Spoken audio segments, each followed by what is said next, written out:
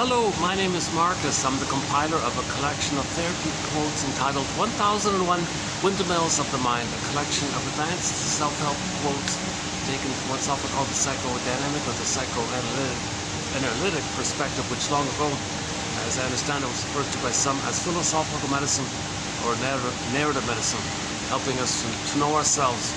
And we need our consciousness to do that. So we got to build our consciousness to know ourselves, to be reunited with ourselves, because most of the self is repressed, denied, disavowed, split off, disassociated. We don't know where it is. So in myths and fairy tales, that's when an important character is lost, like Snow White's in a coma in a box, or Rapunzel's lost. The Maiden King turns into a swan and flies away. Miss Core went into the underworld. Okay, so we want to get it back. So we got to know ourselves. Okay, this is part 2. I was just doing part 1. I got tech issues with my phone here, so we'll just continue here with the introductory part of our video. So at the end of part 1, I just was beginning with the point about Snow White being a personification of her beingness. Okay, so right off the bat, that image is pretty clear. Your beingness is not available to you. She's in a coma, she's in a box, you can't connect with her. Okay, or, you know, Rapunzel, one version of Rapunzel is you got the castle there, and they were in debt and guilt and poverty, and can't have, you know, sometimes they can't have kids and all that. Well, the soul, Rapunzel's in a tower. Okay, so when Rapunzel comes back, everything's healthy, healing and wholeness. When you're whole, when you're realigned with yourself, okay, you're healthy like that. But when you're fragmented from yourself, when you're disconnected from your true self, your authentic self, your beingness, okay, your embodiment, and you're numb like that, you're far away like that, then there's problems, because there's pain, because you can't feel. When you feel, you're healthy. If you can't feel, you're in pain. The body bears the burden, and there's problems like that. So we want to get back our beingness. So we had our beingness in the beginning. We lost it, want to get it back. Lost and found emporium. Okay, that's the common image in myths and fairy tales. That we're born with an authentic self. We're born whole and integrated. We have our golden ball and our radiance. It's lost. And in midlife, you realize it's lost, then you want to get it back in the midlife audit. In the hero's journey, second journey in midlife. Okay, so and so on. Okay. So the question posed in part 1, at the end of part 1, was, what does a baby do if the mother's impaired? What if the mother's narcissistic? What if she's envious and bitter? And the baby sees the mother not as a mother, but as a stepmother, as a wicked stepmother. Okay, so in fairy tales, they say there's a stepmother, there's no mother. That's the point. The mother died at birth means the baby was safe in the uterus. There's the loving mother. But at birth, with birth trauma, the loving mother is dead, they say, and the stepmother appears. So in other words, it's not a separate woman. It's still the mother, but the baby only sees and is relating to the bitter side of the mother. So they call her the stepmother like that. And the loving mother is missing. There's a memory, like the ghost memory, you know, a fairy godmother might appear. That's the memory of when you felt safe in the uterus. So you might got that kind of support like that. Or an angel comes in. So positive memories are angels, and these hurtful memories are little demons like that. So again, the baby has a need for a secure attachment style. Yeah, let's double check this. So 77, let's see if it goes up or not. Okay. So the baby has a need for what's called a secure attachment style. A secure attachment style. A rhythm of safety where the mother meets the baby's needs. He needs paradise in uterus, he needs a natural birth, he needs an extended paradise for 4 to 5 months, and then from 4 to 5 months to 18 months, he goes through a phase, and 18 months to 36 months, another phase. And during these 5 phases, he has certain needs, and the mother meets the needs of those babies, and then go through the developmental process for the psychological birth. Okay. So, you know, yesterday's video at the mall, I went on a bit of a rant about the importance of the natural birth, to not break the continuity of the paradise. So babies have paradise in uterus, they need an extended paradise. But when you remove the cord, the baby thinks he loses the mother. The cord and the placenta are like the bridge to the mother. He loses the cord and the placenta. To him, to the baby, it feels like he lost his mother. So that's a huge birth trauma. And we had an interesting dialogue between the father in the delivery room trying to protect his son to not be traumatized by the gynecologist, because he was afraid to lose his job if he didn't traumatize the baby. So the father stepped in, called the sacred masculine, or the authentic masculine. The authentic masculine means you're in touch with your beingness. The machismo stuff, that's because you don't have you're not in touch with your beingness. The machismo macho stuff That's like a shell, like an armor, because you're protecting, you're kind of cover or mask over the emptiness you feel, the hurt you feel. So you're kind of in a reaction like that. So you don't notice the feelings. So the gynecologist was the macho man, and the father wanted to protect the baby from the macho man. So that's it. Okay, go to yesterday's video about that one in the mall there about that. We spent almost an hour on that. Okay, anyways, the baby doesn't get his needs met. The baby doesn't get a secure attachment style, rhythm of safety, and there's a lot of big topic about that. Okay, he experiences what's called attachment trauma, also known as relational trauma, interpersonal trauma, okay, developmental trauma. Okay, this often follows the birth trauma when the gynecologist removes the cord, and the mother can't establish. See, when the cord is removed, the baby froze up his soul. The pin goes on the collar, froze him, his soul turns to stone. Okay, Echo becomes a statue. Or Rapunzel in a tower, or his soul flies away as a swan. So right at birth that happens. So the baby's return, and the mother can, usually the disconnection's gone, the hormones are gone, the baby doesn't trust the mother, the baby's afraid of the mother now, the mother's a dangerous thing now. I had trusted your mother, and look what you did to me. I don't trust you anymore. The baby's crying, baby mother complained, they got a mess like this. So then the birth trauma is going to set it up where it's going to lead to or cause or be a severely major contributing factor to the relational trauma, interpersonal trauma, developmental trauma. So the child can't develop. He's traumatized at birth and he can't develop. The mother's frustrated like this. And so you got like a double thing here, birth trauma and then developmental trauma later on top like that. Poor baby. So what does the baby do with all this? Well, he's got to protect his soul. So number one, he protects his soul. Okay, so his meaning, his embodiment, his ontological self, the sense of self, his home within self. I feel therefore am the serene, inexhaustible fullness of being. The midnight blue, Lou Graham calls it the feminine element, the feminine principle, the yin, the shakti. Okay. When they say feminine, they mean the beingness, they mean the embodiment, they mean the presence and the beingness, like the moon in the night, the being, the calm being like that. They call it feminine at the same time. Woodman says if the feminine is wounded, you're doing your masculine is whacked, it's distorted. If your feminine's there, then your doing is ethical, moral, and virtuous and normal.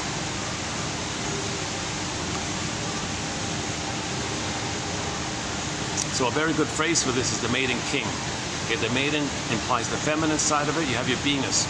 And if your beingness is there, then your doing, the king, the masculine doing will be ethical because you have your being. Maiden king.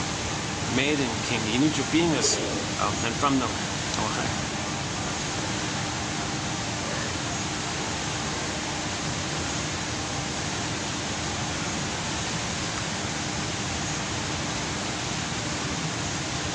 Some kid was just sort of staring at me with his parents behind him.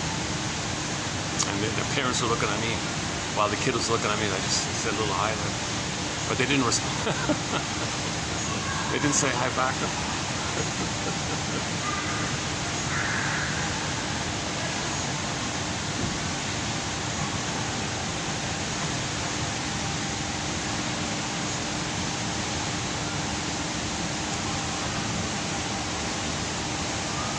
Okay, so what is the baby? So once again, he's got to exile. He's got to exile, hide in the forest and turn it to stone or something, or flies away like a bird or something, and so on and so forth.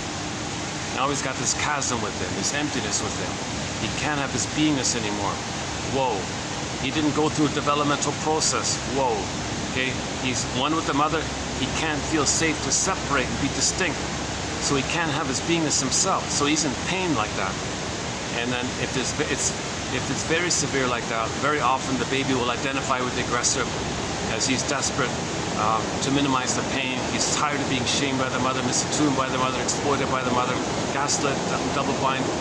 Okay? He's tired of this pain like this. So he makes the Faustian deal, the Faustian bargain. Okay? He's going to become like the mother and treat himself the way his mother treated him, feeling he's got some agency somehow. It's perverse. He's got to sell his soul. He's got to shame his own soul to feel some kind of act of doing to distract him that he's being pained. So it's a perverse kind of thing. It's known as identification with the aggressor, Faustian deal, etc. So that means he's going to go through life in the repetition compulsion, using others as proxy for him and shaming them. He's got to shame others, he's got to hate others to not feel that he's hating himself. Mother hated him, he hates himself. He's got to find proxies to hate to make him unaware that he's hating himself. There's your scapegoating phenomenon. It's a negative magic gesture. And it's very disturbed like this. It leads to one of the stinger personality patterns: the bully pattern, Iago pattern, narcissistic pattern, lower function BPD pattern, all those other kind of criminalic, all these negative kind of personality patterns or character disorder, whatever you want to call it. If it's based on identification with the aggressor. Okay, so they find others who represent their humanness, which they shame, attack, belittle, because that was done to them. And that's their loyalty to the mother. That's their hope with the mother. That's their hope that if they imitate the mother will be happy. They're loyal to the mother. Okay, that's the only frequency they have. That's the only familiar kind of wave they have or something. The only line to the mother is to imitate her. So if they imitate her, he thinks he's at home, it's familiar, it's pain, yes, but he's got a mother. And he is the mother, so he's got a mother if he is the mother and imitates the mother. What did the mother do? The mother shames him, so he shames himself. He's got a mother. He shames himself, he's loyal to the mother. Hey mother, we're loyal, I'm loyal to you. See how great I am, see how loyal I am to you? I'm treating myself the way you treat me. Now, okay, mother, you gotta cut me some slack here. I can't feel all this, so I'm gonna find others to play me and I'll shame them, but I'm still shaming myself. I'm still loyal to you. I'm still shaming myself, but for myself, I gotta shame others to make me unaware that I'm shaming myself. But I'm still loyal to you. I'm still shaming myself, I just don't wanna know it. So he still preserves the loyalty. So he found a way to please his mother and minimize the pain when he shames others, called scapegoating, externalized living, blaming living, outer living like this. He can't come from his beingness, right? So his doing is whacked. Really, shaming others means you're going to please your mother and you're going to go back on a time machine and get loved and all this.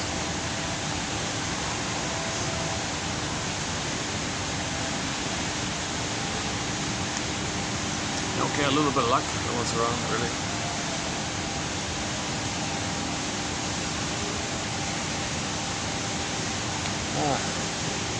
Oh, let's check the battery again. Let's see. What was it, 77?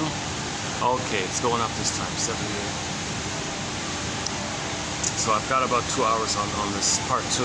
So yeah, we'll finish this in the second part. It's a bit of a lighter load. We're doing some self-help quotes by Anne Schaaf, and I want to pick up on David Solani's quote about repetition compulsion. I want to do a sort of like a continuation of it.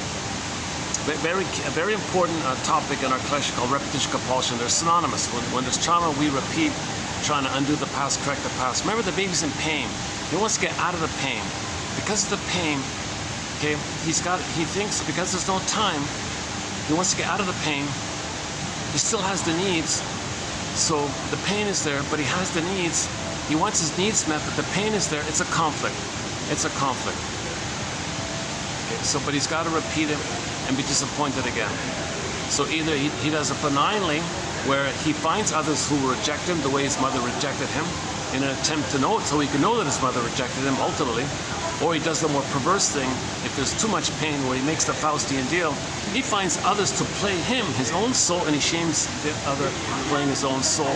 And as he shames himself, seen into the proxy, he thinks the proxy in his fantasy is the mother hurting him, and he's angry at the one he just shamed. So he feels no good, mother's dangerous. So others are no good and dangerous, he thinks. Because the fusion. He doesn't know anything else.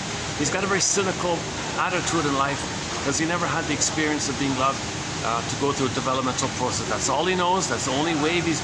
This thing about the wave, I just read it this morning. Someone said, some self-help author said, why don't dysfunctional people, choose loving partners? And her example was, well, their radio can't pick up the wave or something. Like imagine somebody having a radio and they can only pick up the frequency that they're familiar with, like a frequency that's the same as their childhood. That's the only vibe they'll get, that they'll understand. If If there's a loving vibe going on, the mechanism can't pick it up. So the person doesn't understand it, kind of thing. I wonder maybe if we can borrow that. Let's say somebody has an experiment here, question mark. Let's say somebody has a radio, and it can only pick up grunge music or punk music or heavy metal music, that kind of trashy, noisy, angry kind of music, let's say. Okay. But meanwhile, there's lots of other stations flying around. You got world music, you got R&B, disco, pop rock, classic rock. Okay, you got some like the oldies maybe. You got some swing and you got some classical. Hold on a second.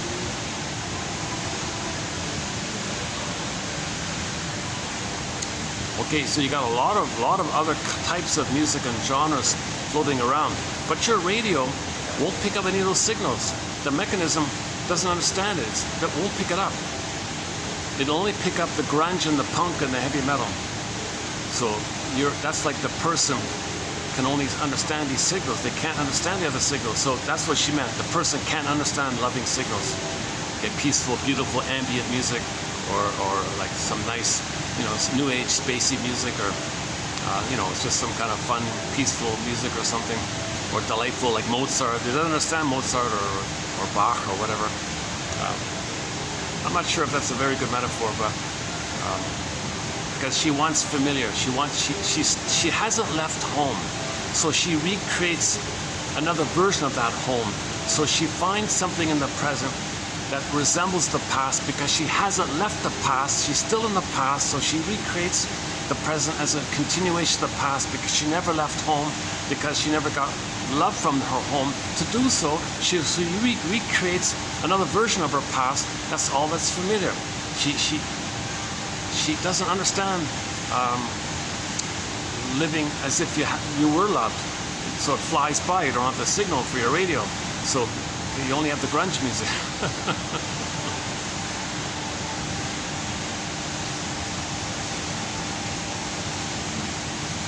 Where are we here?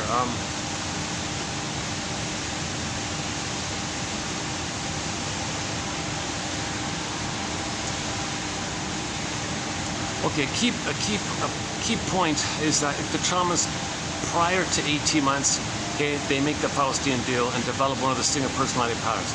If it's post 18 months, they may still hold on to their soul. Okay, now it's childlike. They're going to feel the pain. It's masochistic. Let's say they'll choose others who reject them. Ouch, and they just keep replaying that kind of thing. So they'll coax others to reject them or expect it. Self-fulfilling prophecy. Gee, why do I always get the fuzzy end of the lollipop or whatever? Like, why am I always disappointed? Well, they're recreating the disappointment, but they're playing themselves. They're just finding others to play the freezing parent one, the negative parent one. Now, if trauma's before 18 months, there's way more pain going on. There's way more of a rejection of or any kind of hope. So they cross over with envy and ennui and schadenfreude and sadism. Right? So they make the Faustian deal. Okay, they give up. Okay, they're too filled with envy. They don't have the hope. They don't believe in goodness. They don't believe to go forward, kind of thing. Okay, they only think jungle slogans and survival slogans and my greedy, your greed, either or thinking, goddess and demon thinking. They didn't get enough love to get past the 18-month critical phase. So before 18 months, they make the Faustian deal. Okay, and any goodness they see in others. If others are vulnerable or feelings or kind or nice or whatever, oh wow, envy, hatred of the good. Okay, they can't see it. So others play the quote-unquote human side of being human, which they attack because they can't see it. They're too filled with envy. They're too much hatred around their unmet needs. When unmet needs go for a long time, and you're filled with so much hate, at a certain point it crosses over to envy, kind of thing. Plus, with trauma before 18 months, the baby perceives the mother hated his goodness. So that's the envy breast. To have a mother, he's got to be envious, hatred of the good. Mother hated his goodness, he's her. To have a mother, he's got to hate goodness. That's called envy. So it'll lead to one of the stinger personality patterns. And there's narcissism in there because you didn't get the oneness, so everyone else is going to supply. You maintain the status of being the center, you're trapped in the mirror, everyone supplies, makes you the center. You're number one all the time. They want to be fed, i.e. seen by others. So they want others to admire them, where the stinger makes everything about him. It's all about him. It's for him. He's the center. He doesn't care about you. He wants to be fed by you. He wants you to admire him or pay attention to him or help him or something. But he can never acknowledge the humanity of the person giving. Okay? Because the baby thinks the breast is a thing that he owns. So people with stinger personality patterns, they think others are things that they own, and they're entitled, and they're not, and they can't relate in a person to person. They don't have a beingness to do so. The psychic structure needed for mutuality, fountain of love, okay, people to people, is having been differentiated. Stingers didn't differentiate. They're crossed over. They are the mother. They're the mother. They didn't become themselves. Others will be seen as themselves, which they'll attack. So to have a mother, they got to attack differentiation. They got to attack human growth. It's a perverse stuff. We're homotraumicus. This is the more severe end of the homotraumicus. Now the clingers are also traumatized, but their dysfunction is considered a little more benign. They didn't cross over, but they don't develop. They don't grow. Okay, they just find others who disappoint them, and they just recreate that. Stingers say, I'll find others to play me whom I'll disappoint. So they're doing the more perverse thing. Where clingers are still kind of on the track. If they can give up this childlike, foolish hope called sweet lemons, and build the ego and move forward, stingers don't bother. They don't bother anymore. Why? They're addicted. The little white flower. That psychology creates an addiction called the little white flower. The narcissism is named after a little white flower. The narcotic, narcissism. They're addicted. They're addicted to greed, envy, hate, spite, vindictiveness, schadenfreude, grievance collecting, injustice collecting, prejudice, either or thinking, jungle thinking, my greed or your greed. It's always either or. Why? Because the baby did splitting. The baby coped with trauma with the mother's a monster? No, that's not my mother. Mother's a goddess. So he perceives things kind of in those terms. His mind is kind of goddess and demon. That's the psychic underpinning of either or thinking, adversarial thinking, oppositional thinking. And that's the baby was in jungle mode. The baby was in survival mode when the mother's hurting him. If the baby's fighting with the sea monster, or a boar queen, or a cyclops, he's in survival mode. Baby feels persecutory anxiety, annihilation anxiety, abandonment depression. He's going to be a goner. He's in survival mode. He never got enough safety to develop. So that's an imprint. He thinks life's like survival. He thinks the world is not a friendly place anymore. If the mother was not friendly, he thinks the world is not friendly. Why? Because the breast mother is the world for the baby. Okay? It disperses, displaces, and he transfers the whole world to the mother. I mean, he sees the world, he sees today through the lens of yesterday. If yesterday the world mother was hurtful and unfriendly, well, he sees today through that lens and says the universe is not a friendly place. A clear example of this is if the uterus is not a friendly place. The mother's taking pills and smoking and drinking. The baby's not getting enough oxygen, maybe he's kicking, twist the cord. He's fighting with the sea monster. Placenta, cord, 3-vein, sea monster. So the uterus is not a friendly place. And then he's born and the mother hurts him again, or he can't get the attachment. Anyways, he'll start from the uterus. If the uterus was not a friendly place, okay, he sees the world like that. So the universe is not a friendly place. So he's still in that painful experience where he didn't get his needs met. He was unloved. Now in the healing journey, you got to get to that conclusion where the person says they weren't loved. The mother didn't love them. In the 10 steps of healing, one of the steps is you got to say to yourself, my mother didn't love me.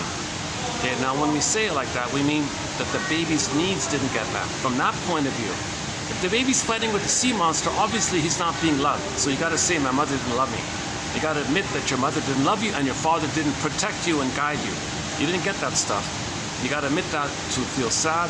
When you feel sad, mourning, grieving, then a person's got to be there to do that. So you get your beingness to do so.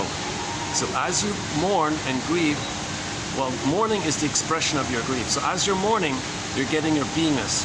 I feel therefore I am. Okay? So in the morning, someone's got to feel sad. So if you feel sad, there's got to be a person to feel sad. So when you get to a place where you need to feel sad, your beingness needs to be there to feel sad. So they're kind of linked like that. So mourning is the doorway to healing and feeling and love and growing up and so on. Mourning is the pathway to identity and happiness. All of the joy for which you pray is 100 tears away, sings the singer Von der Shepherd.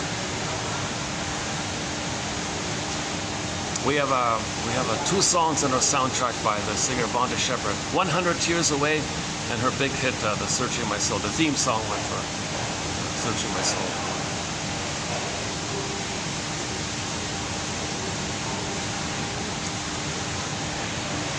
At the end of yesterday's video, we closed up with our theme song, Ketja Epstein's German cover of Windmills of the Mind with the bass tubas. We got songs from all around the world, from Peru, Brazil, you name it, Turkey, jeepers. I'm trying to get all countries. I'm listening to world music channels. We got some from Africa, Nigeria recently, a song called When the Boss Is Coming by a Nigerian pop diva named Oma Wumi off her album The Lasso of Truth. So these quotes are kind of like a lasso of truth, right? So we may regard these quotes a bit of a lasso of truth. It helps to bring up the truth, in other words. The truth will upset you free. Okay, so one quote, and today, if you click the more link for today, one of them there by Anne Shape is, in recovery, you gotta call a spade a spade. Okay, now you're able to say your mother didn't love you if you move beyond oppositional thinking and understand that your mother was impaired and she didn't have the psychic structure to love, but she would have if she could have. And despite the fact that she couldn't, maybe there were some blessings. Okay, now play Bruce Springsteen, Toronto Independence Day, the intro. So on YouTube, Bruce, the singer Springsteen, we know, everybody knows, okay, and Independence Day, Toronto. Listen to the introduction he gives. Okay, now the guy who filmed it was way, way up in the rafters. You don't see anything. Yeah, he was way, way up there on the top of the Sky Dome, whatever it was. Oh, they changed the name. It's no more Sky Dome, right? It used to be the Sky Dome. Now what is it called? Whatever it's called now, I forgot. It used to be the Sky Dome. or maybe it's another one. I forgot, another venue. It wasn't Maple Leaf Gardens, right? That was an old grungy place, Maple Leaf Gardens, yeah. That was a terrible place. Is that still there? Maybe they fixed it up, I don't know. Massey Hall was a nice place, the old Massey Hall, like the original wooden one. That was kind of a nice place. And that was all wood, all old oak wood in there. That was a nice place. The original old Massey Hall. I saw a couple of concerts there as a kid. That was a nice place. Then they made a new Massey Hall, some steely coal thing. Okay, whatever.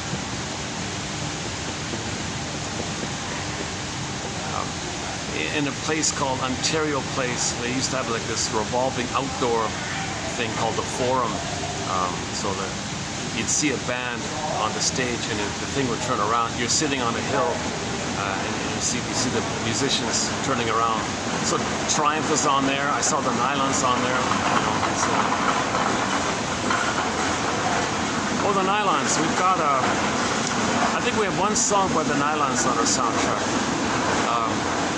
One about the roof one, something no,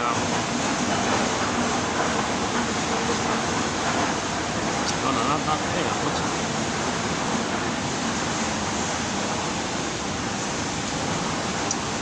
Not up on the roof, is it? Oh jeez, I forgot which one it is, yeah.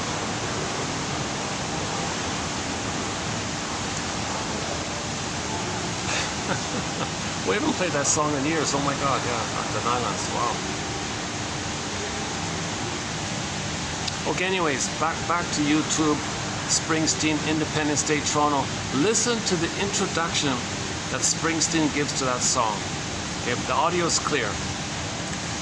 Okay, he says something very similar to Rosanna Deerchild, an indigenous Inuit elder.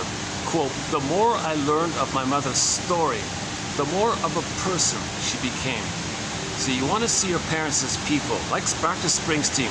That they had hopes and dreams, didn't pan out, and you're surprised that they were like people with dreams and that they were people. Like you're kind of surprised that they're just people, you know? So you've got to see your parents as people in the healing journey. When you do that, when you see them as people, and you get their story, and you maybe find out their earliest memories, what kind of humor they had, are they a stinger, are they clinger, what role did they play in their family system? Okay, what defense mechanisms are they using? Okay, and try to get as much as you can their story. You'll get to a point, you'll get to a place that if the mother didn't have her beingness, okay, she couldn't love. And chances are the father wasn't around, so he couldn't guide and protect. Or if the mother engulfed the child, the father might say, fine, take him, leave me alone. Or if the father's jealous, there's a problem like that. So you got to get the story with the parents and get to the conclusion, okay, which is called honoring your parents. This famous phrase, you got to honor your parents. If you want to honor your parents, if you want to honor them, you got to get the truth. If you get the truth, the honoring is you get the truth. Then you know they didn't love you. That's the truth. That's the honoring. You got to call a spade a spade. You cannot heal if you BS to yourself. You got to call a spade a spade. The mother didn't love. Okay, why didn't my mother love me? My mother didn't love me. Why didn't she love me? Like holy, you know. So you'll be a little angry. You'll be grieving. That's part of it. And you do this usually with a caring witness to help you feel safe like that. Oh, hold on a second.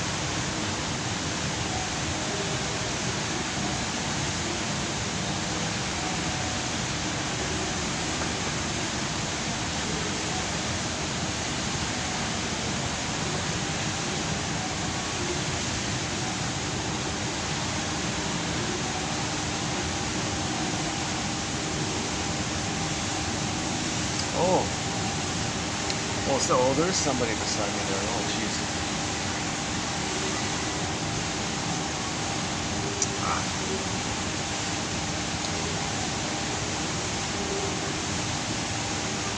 Maybe I can, see, at least I can block the view if I stay here, but if I move up one, maybe I can see me, I can see him kind of thing. I don't know why they don't sit at the back part. You got all the space at the back. Why do you got to sit at the front? All for the view, right? You get some of the view.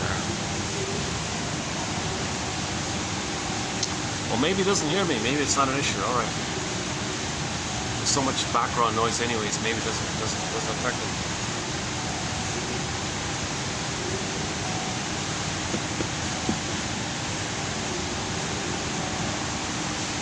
Okay, so also in yesterday's video, I went through some of the core tasks of the midlife audit, the midlife examination period. There's going to be 12, so we've mentioned about 8 of them so far. Okay, resolving oppositional thinking. You got to upgrade from either or and get it to both and. There's a whole topic there. The seeds, you got a pile of seeds. You got to separate the seeds into 2 piles. That's called discerning what's from your feelings, your true feelings, versus what's defensive. What's sham, like what's fake, what's neurotic, like sensations based on your disappointment about your defensive self versus your real feelings of how you really feel underneath the defensive self. You got to discern and separate the seeds. Another important topic. You got to understand defense mechanisms. That's called the trickster energy, the rabbit, the trickster.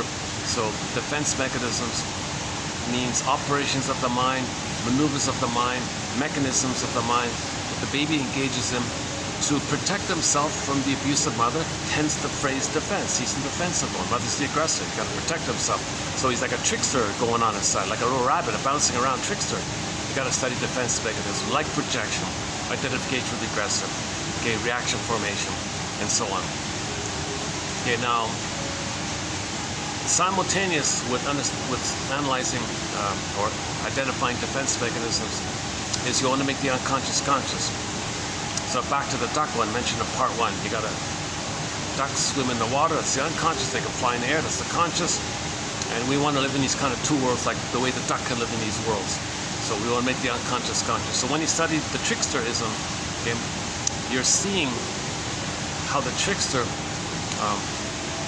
represses, puts things down, okay? And you want to be like the duck, bring it up to the air, make it conscious. So you got the rabbit and the duck. You got to resolve this someday business. When there's trauma, we have the unconscious hope for the fulfillment of old unfulfilled needs. Okay, really shaming others who play you, you're going to get healed from the past? Come on. Like this protest. So you're trying to change the past. So you mean you're going to repeat the past in the present? You're going to change the past by doing that? Someday I have this hope that if I recreate a version of my trauma with the mother with others in the present, I'll change the past. You got to face this nonsense of the someday thing. Okay? If I eat enough ice cream, maybe that'll be Mother Sweetness back in the past. Nonsense. If I recreate how I was allured and rejected by the mother by going to the slot machine, getting allured and rejected by the slot machine, maybe the slot machine I'll get mother's love in the past. As a baby, they were allured and then rejected. Repetition compulsion, they want to get satisfied. How does that work in the present? Well, find something that you think can be like a symbol of it. Okay, the slot machine can be the symbol of the mother. The mother was alluring and rejecting. Well, the slot machine is alluring and rejecting. So really, you're going to keep playing the slot machine? You're going to get mother's love in the past? Nonsense. No, someday, I got to try harder. I got to keep trying. I don't give up. This relentless, unreal hope. Someday, if I put another coin in, I'll get mother's love. And you might even get like intermittent reinforcement. You might get like a little small prize. You see, it's possible. You try again and again, and then you get addicted by the psychology. So mother, now the point is, you got to say to yourself, wait a minute, was my mother cold and refusing? Am I drawn to this to know that my mother was cold and refusing, like this machine who's cold and refusing? Oh my God, mother was cold and refusing? So we got to face this someday thing. That's showing her up, imitating her, placating her, treating others the way we would treat them, hating people because you think they're your mother, or shaming people because they're you. This someday stuff, that recreating in the present, some kind of repetition of the past, somehow you can magically change the past. Okay? Well, I didn't get mother's spirit. Oh, really? So you think drinking wine is mother's spirit in the past? Oh yes, if I drink wine, maybe one day I'll get mother's spirit in the past. You see, the unconscious doesn't know time. All time is that time.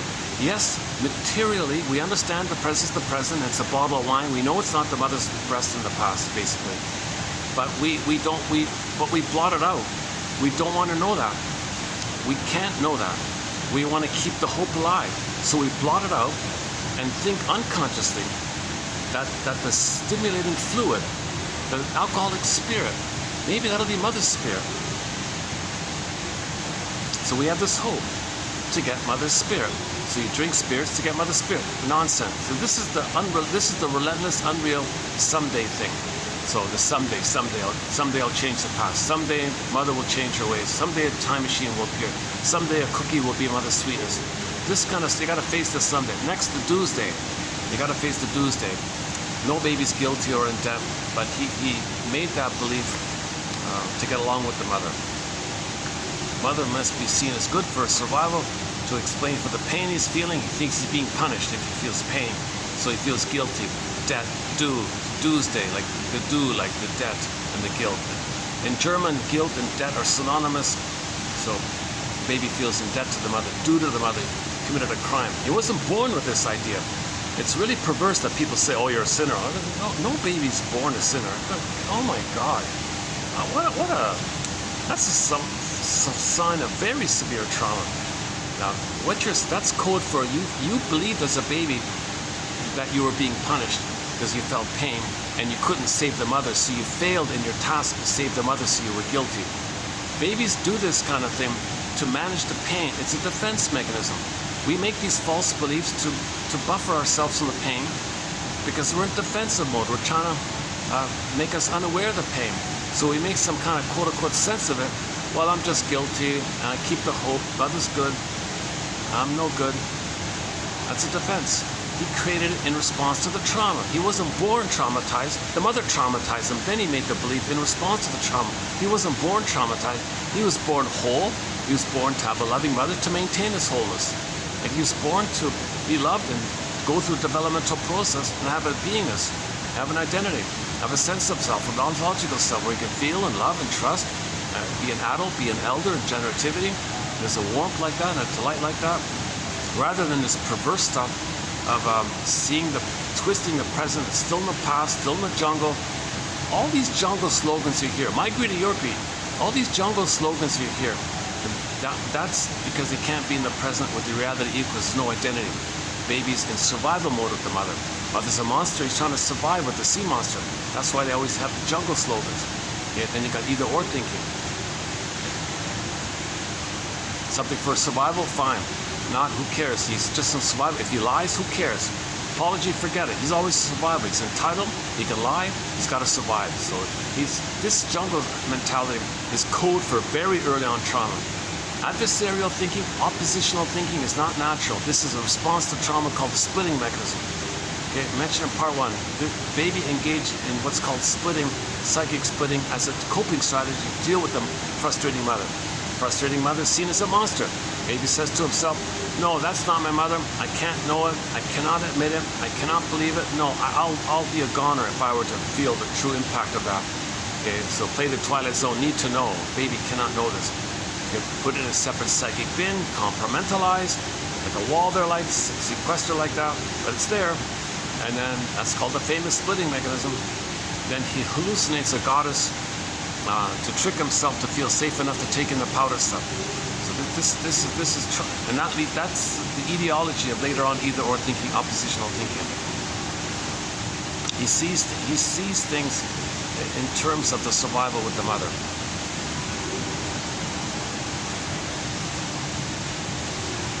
And what the mother did to the baby was, the child wanted to be himself. If the mother has hope that the baby can mother her, what the mother does to the baby, you want to be yourself? You with me against me, baby. Baby freaks out, he sells his soul, maintains the oneness of the mother, and mother rewards the symbiotic regression because the mother is afraid of her life, she's afraid to be herself, so she gets some kind of comfort that the baby can take care of her. She's afraid of the world maybe, she's afraid to be on her own or something, but she gets a lot of power and a lot of acceptance and unconditional acceptance when she hurts her baby. So she'll hurt the baby, brainwash the baby for her needs. We have a quote about that actually coming up there.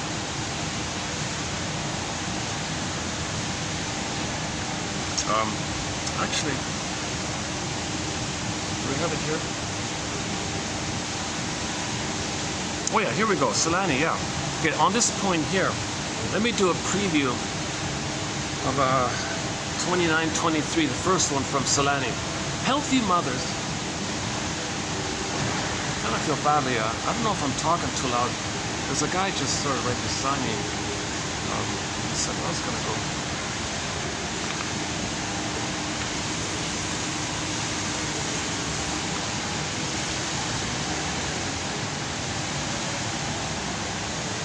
Got all this space here. Why does the guy have to sit right beside? Why can't he sit at the back?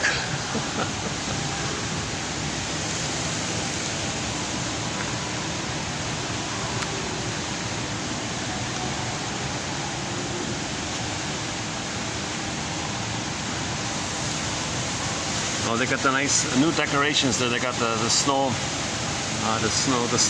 there. That's all right. Well, such a relief to, they had to remove all the LGB propaganda, soft porn propaganda images. So it's unbelievable. So I'm so relieved to see the Christmas decorations. They did some very perverse things. I don't even want to repeat it. No one wants to talk about it. It's just so over the top perverse. I can't believe it.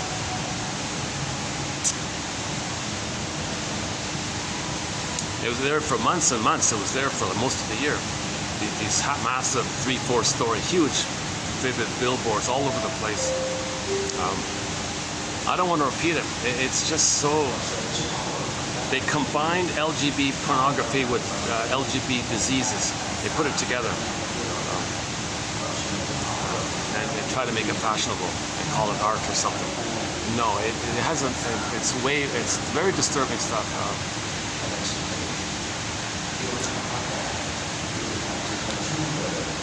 So one fellow, okay, they show you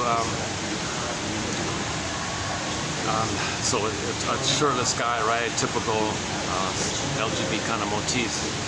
But he's got these huge, he's got the disease, right? The monkey disease all over his body, these bulging things. But they put lipstick on him and they put fashionable decorations on him. Okay, so that they make that fashionable, a huge billboard of a guy with monkey pox, right? And his boyfriend or husband or whatever, okay, it's the same thing, but he's got these spikes because he's got the coronavirus or whatever. So you got another disease like that. So they got these two disease characters and they put it in a fashionable. Can you believe it?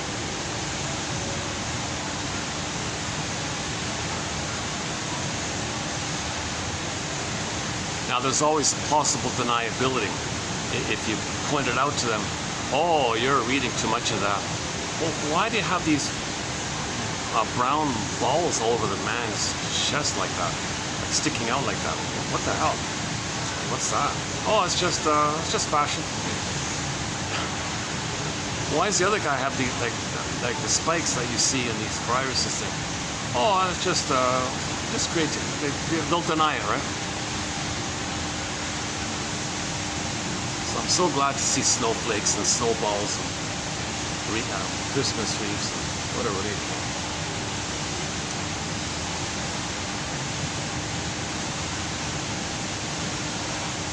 That's the first time I feel relieved. I'm so relieved to see Christmas decorations. I actually couldn't even come to the mall. I actually minimized coming because the sky train's filled with LGBT propaganda ads. All like just every click, every little door on the every panel on the sky train, every door on the sky train has a nude fellow from the waist up nude, wearing lipstick or kind of highlighted in a certain way, where he's taken off his shirt, sometimes he's taken off. You know, these kind of, it's just non-stop like that. It's just all over the place. So there's a quote about images in the last video. So Woodman says we need positive images. The psyche needs positive images. I don't regard that as those as positive images. So she has a theory about the importance of feeding your mind, your psyche, your soul, positive images. You know, nature, flowers, lights. That's okay, right?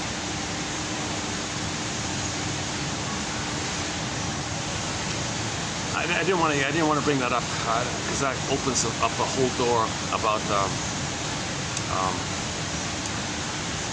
the PR tricks related to pillaging and plundering.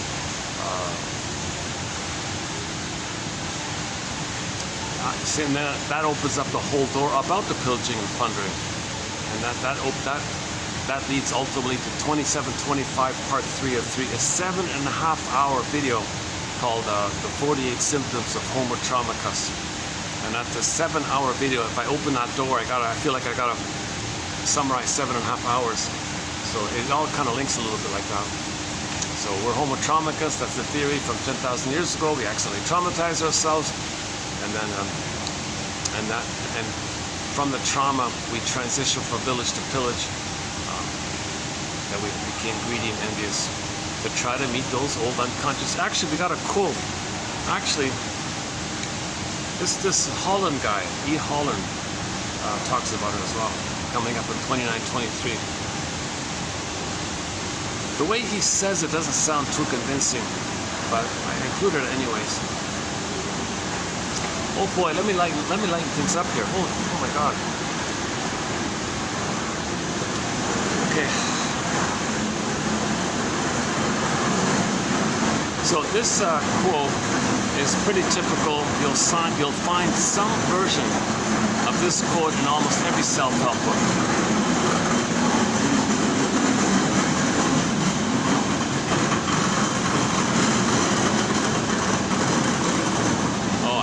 Out what he's pulling.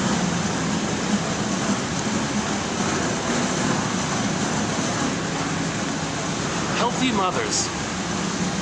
mothers understand. Before we do that, let's see. Okay, battery's holding up. Okay, we got an hour and a half at least, okay. Healthy mothers understand that by supporting a child's developmental achievements, they are paving the way for that child's ultimate independence. Normal state of affairs. Life's longing for itself. Nature's greatest miracle. The child is unique. He wants to know it. He wants to be himself. He wants to feel himself. Natural state of affairs. He doesn't want to be the mother. He wants to be himself. He doesn't want to spend his life cursed trying to save the mother, that one day he'll succeed in saving her so he can resume development. Natural state of affairs. Healthy mothers understand that by supporting a child's developmental achievements, they are paving the way for that child's ultimate independence.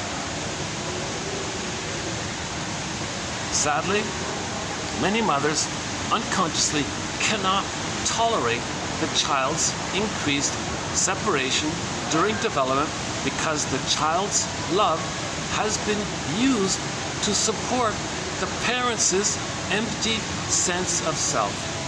Many of these mothers have experienced severely impoverished histories with their own parents and have poor adult relationships as well. They rely on their intense connectedness with their children for their entire emotional sustenance. These immature parents see the world as a frightening place, and their children become the only persons they feel they can depend on for love and comfort. A number of mothers have told me that they conceive children for the sole purpose of fulfilling their need to be loved. You enter the poem by Anne Sexton. The mother said to the daughter, "I made you to find me." "What, mother?" "You see, daughter, I'm sorry, but I didn't know who I was. So I decided to have you and brainwash you and control you to make you a stable presence, to make you dependent on me, that you'd be afraid to be yourself so you wouldn't leave me, and I would use you as a secure base for me, from which I try to find myself. I made you to find me. I didn't make you to love you so you could be yourself. I made you to find me." 1960, Anne Sexton poem. It is paradoxical that these adult women were motivated to become mothers by their pressing unmet childhood needs. So their needs didn't get met. I want to be a mother so I can get those needs met. It's paradoxical, right? And nothing suited their purposes better than an infant of their very own. "You're mine, I possess you." Okay? When she was a baby, she wanted to possess the breast. She couldn't, so she possesses the baby and used the baby as a symbolic breast. The unfortunate child who is born to a parent with these needs is forced into the role of, quote, captive audience. Okay. Stockholm Syndrome. One who is expected to supply his or her mother with all the love that she didn't receive from her own parents. Almost every self-help book will make some reference to this, that the mother's using the baby to meet her needs. The mother has unmet childhood needs. She has the unconscious hope for the fulfillment of those old needs. Her best chance, she thinks, is to have a child. She can control the child, dominate the child, brainwash the child by hurting the child. If she hurts the child, the child will see her as amazing. Paradoxical. That's the child's coping strategy. The more the mother hurts the baby, the more he splits it, denies, and makes a compensation she's a goddess. That's what the mother wants. She wants to supply. "Good, baby, I'm glad you think so well of me. That means you're attending to me, you're not going to leave me, and you don't have the confidence to leave me. You never got enough love and confidence to leave me, so I get the supply from you. You'll mirror me, you'll make me important, you'll always be there for me, never let me feel alone. Just the two of us kind of thing. I need you, baby."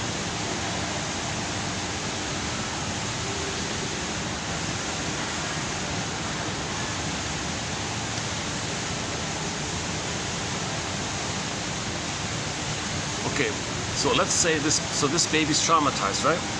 Let's say this baby grows up. What's he gonna do? What's this child gonna do? Now, that's trauma, that's relational trauma. When there's trauma, we repeat. So let's continue with Selani here. So what's repetition compulsion? Selani puts it this way. Repetition compulsion. Okay, this is from 2938. Repetition compulsion.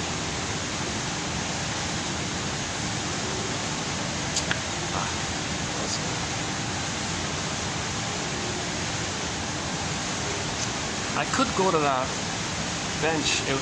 There's a sofa in the outdoor part. It's very loud. It's very, very noisy around.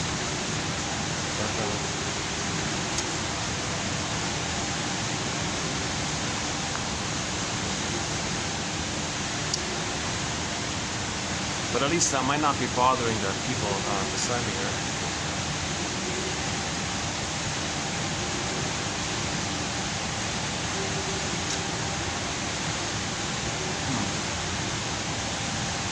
The staff is behind me there, so I can't go there.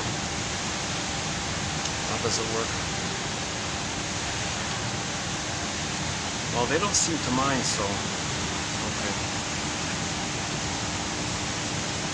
Alright, let's do this. Okay, let's keep going then.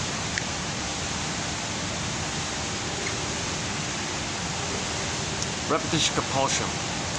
The observation that humans paradoxically relive and recreate painful situations from their childhood in their adult relationships. We recreate our childhood in the present due to the pain we're feeling. Okay, in the Greenberg film, the shrink said to the guy, "You have trouble living in the present. So you linger in the past, you dwell in the past because you feel like you never really lived it. You didn't get your needs met. Unresolved, unfinished business. You can't enjoy the present. You're still in the past. The present's still the past." In the I mentioned these three yesterday. In the Heck Ramsey show, Richard Boone, played by Richard Boone from Have Will Travel, Paladin. So the actor who played Paladin is Richard Boone. We know he did what people don't know is he did a sequel. He did like a Paladin 2 kind of, like a Paladin Senior kind of thing, called Heck Ramsey. Very good show. No DVD, but it's on YouTube. So he's older now, right? And he met some lady, and he was worried around whether or not the girlfriend would see her battle with her mother onto him and fight with him because she's still fighting with the mother. So the girl said, "Don't worry, don't worry. The past is to be remembered, not lived as the present." So she felt that, she understood it, he felt a huge relief. Now we can do Fountain of Love, person-to-person loving. He's not going to be used as his mother in the past, and she's fighting with the mother, or she's going to shame him because she was shamed and she's shaming mother. He didn't want that stuff. He didn't want the sadomasochistic kind of reverse stuff. He didn't want this infantile battle all the time. He wanted to enjoy life in the present. And she said that the past is to be remembered, not lived as the present. So she had a strong ego, and she can live in the present. And she must have obviously mourned her previous losses. But he didn't know that. But her saying that made him feel confident. It is inevitable. The inevitable replay of the painful relationships that populate our unconscious. Okay, the memories. Okay? The model, the template, the scheme of the script, it populates our unconscious. And all our energies in there, all our motivation, all our drive, our unmet needs, it's there. We seek others to act out roles that we took in our family of origin. We seek others to act out roles that we took in our family of origin, or those that were originally taken by one or the other of our parents. So either you play yourself or you play the parent, the other one does the other, flips it. Repetition compulsion is neither pain-seeking nor pleasure-seeking. Now forget about this debate. Oh, are we seeking pleasure? Are we seeking pain? What do we do? No, forget about that. Repetition compulsion is not, don't think in those terms. It's not really about that. Forget about that. Repetition compulsion, okay, it's about recreating. It's about a recreation of our original family that has become the internal template of human relations that we have not been able to escape.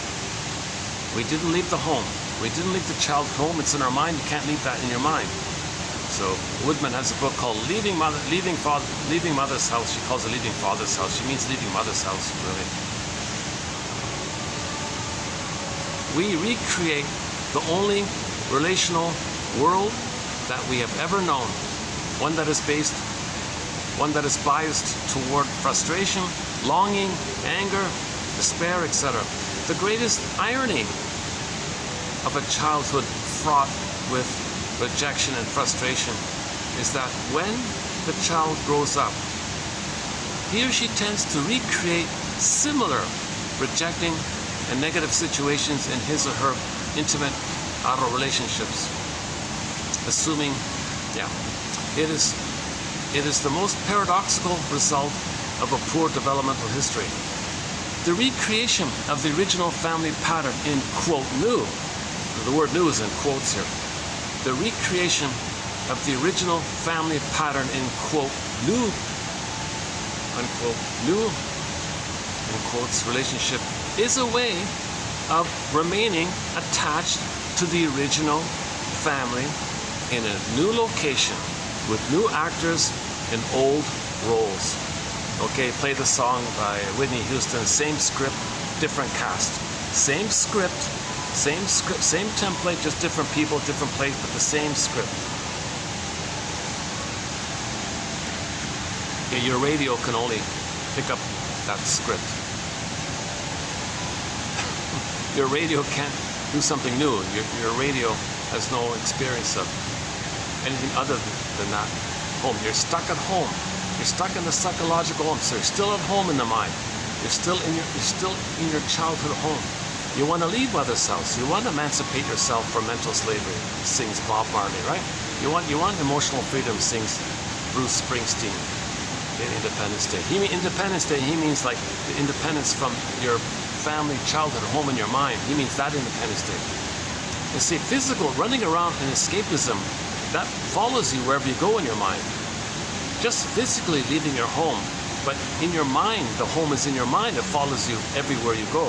So he updated it. Well, finally he got emotional freedom from that script. You want to leave that home. Slaney's book's called Leaving Home or something like that.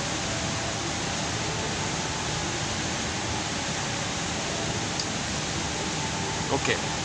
So again, that's called repetition compulsion. Often healthy solutions, healthy solutions are out of the reach of adults who were reared in unloving families because these families were not supportive enough to allow their children to develop new and healthy identities. Yeah, I remember what she said. It's like loving relationships. It's strange. It's weird. What is that? Ew. They're only familiar. Only what's familiar is love. It's pain, it's dysfunctional, but it's familiar, that's love. Real love? Ooh, it's like strange. Yuck.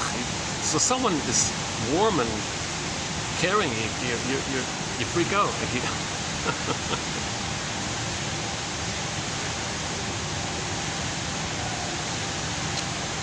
Okay, then 29, I want to continue. In 29, a continuation from Solani. The endless struggle. I don't know why I keep worrying about bothering these people beside me. Okay, let me finish this and go downstairs then. Let's do a compromise. I was lighting it. Okay, the endless. See, the funny thing is the fellow could sit in the back. He's got the whole thing. Like, why is he? You know, it reminds me like sometimes you sit in an empty place and the person comes and sits right beside you kind of thing. What are you doing that for? I'm not going to read your mind. You're like a baby. I'm not going to read your mind. They don't speak, right?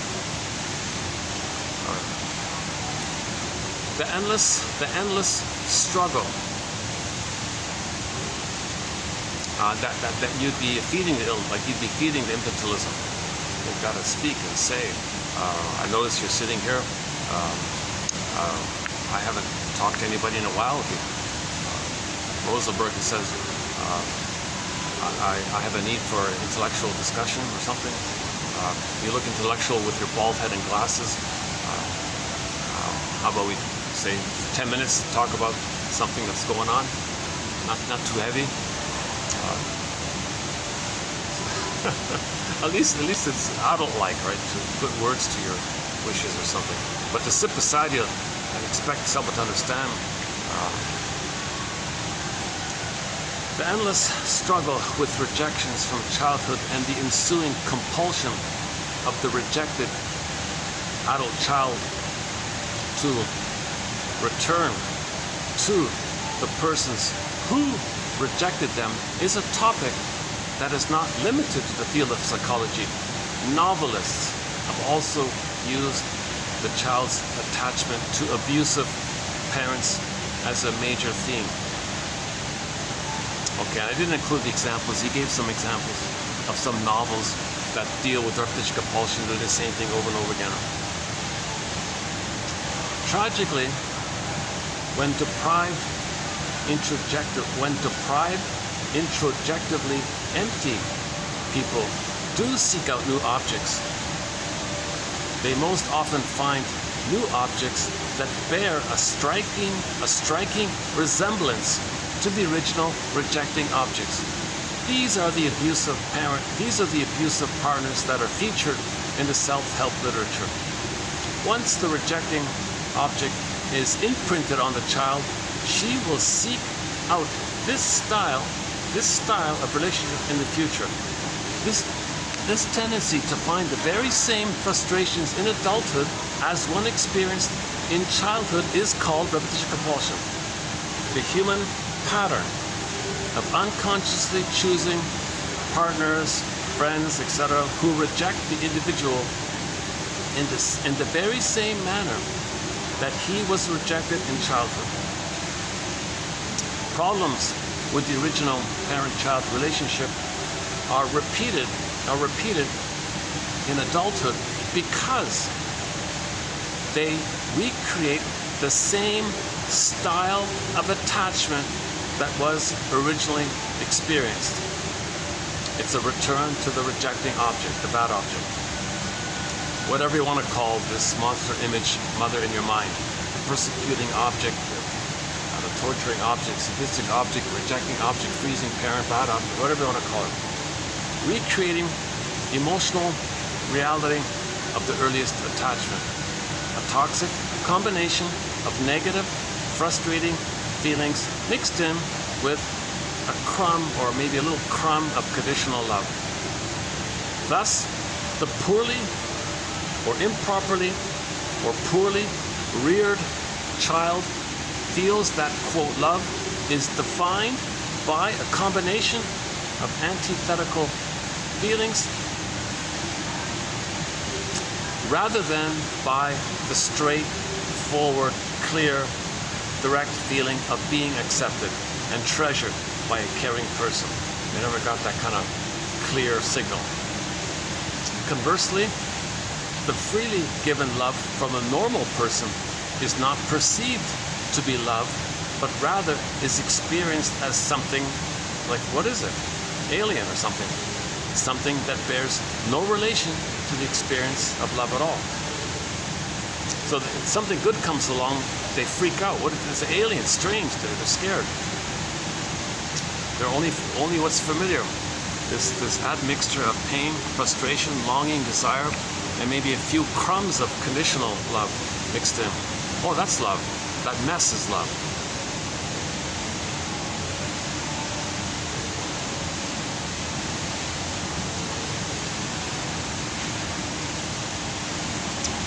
When we can be honest with ourselves about our unmet childhood needs and connect with how we felt as children, when we feel safe to share our experiences of loss or abandonment, when we can grieve openly and release the grip of these repressed emotions, when we can grieve or mourn and release the grip these repressed emotions have on us, we can connect more easily, more readily with our inner child. You're feeling a feminine element, your feelings come back, now you can connect with yourselves. Now you got your home within, your midnight blue, and more authentically with our own children, breaking the chain of abuse otherwise passed down from generation to generation. So once you get your feelings back, you stop intergenerational trauma. See, the way things are set up, intergenerational trauma,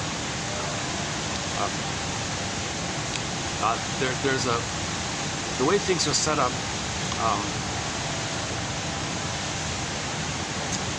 i.e. the schooling system keeps it, so trauma puts the pin in.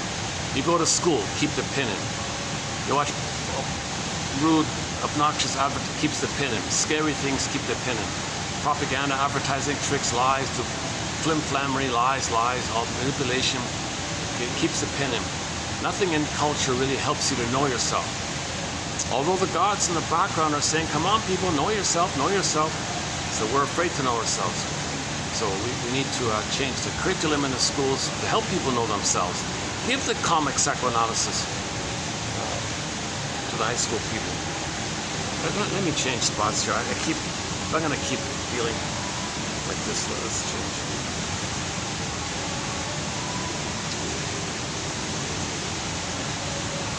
Reframe. What was previously perceived as selfishness will now be reframed and re-recognized as re-stimulated, unmet childhood needs for connection. So if your mother's dysfunctional, okay, and you say she's a narcissistic, fill in the blank, okay, she's cold or whatever, well, reframe it, okay, her unmet childhood needs have been triggered up. She's trying to meet her unconscious needs. So if the mother's a witch, okay, well, wait a minute, no, it's my mother was triggered. My mother's trying to get her unconscious needs met. No, she's a witch. No. Reframe. She's trying to get her old, unconscious, unfulfilled needs met. That's what she's doing. That's her positive attention. She didn't get her needs met. She's trying to get her needs met. So if you just label her as a witch, it doesn't help. But if you see her as a human, a wounded human, it helps her. It helps immensely. Okay, let me change locations, and we'll do 27. It's a lighter load. It's sort of a self-help, mainly by Sharp. So let me change spots. Give me a minute to. Give me about 5 minutes. I'll find another spot where I can talk freely without worrying about things around me here. Hold on a second. So, pardon me. Are we still recording? Let's see, are we still recording? After that bang? Yeah, still recording, okay.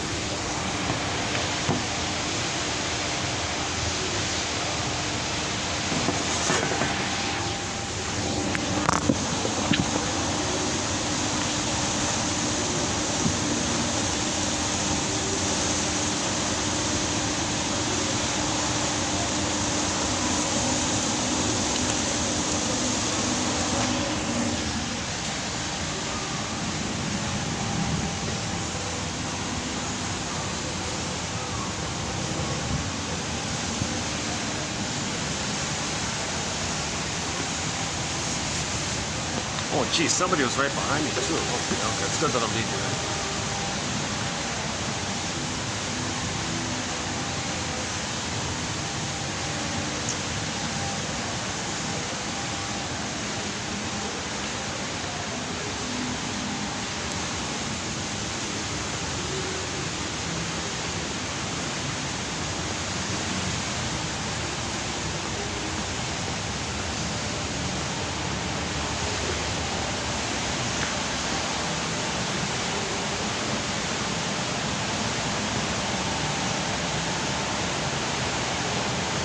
This will be a future stall right here, eh? Yeah. Another one here.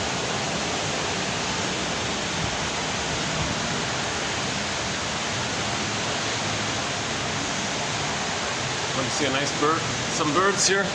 All right. There's a nice little bird. And, another one up there, yeah. Up the birds, eh? Look at that, eh?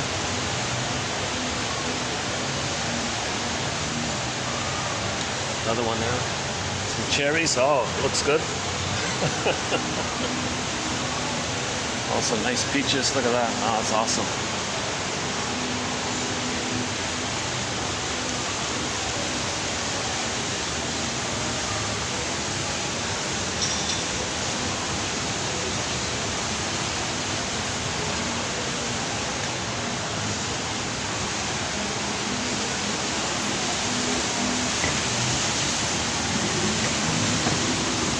I'm gonna go to that area there,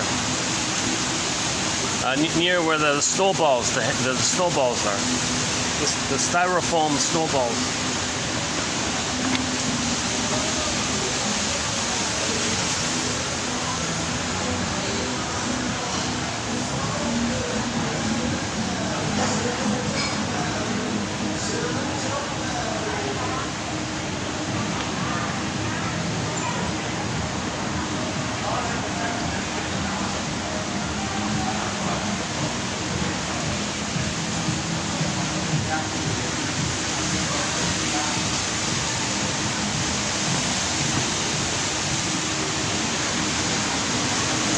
I think my spot's been discovered. I noticed someone sitting behind me with their laptop. I think it's,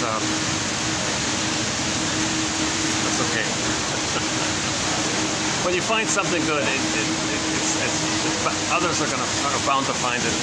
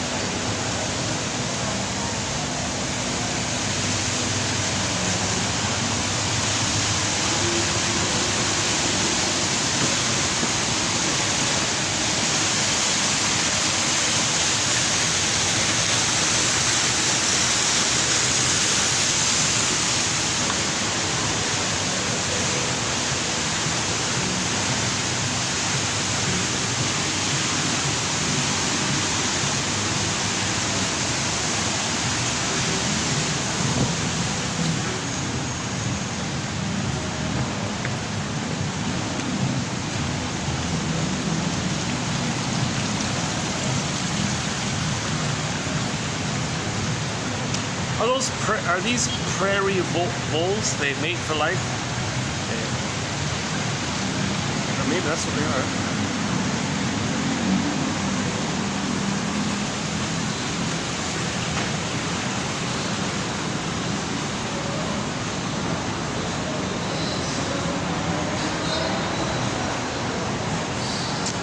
Oh, son of a gun, it's gone.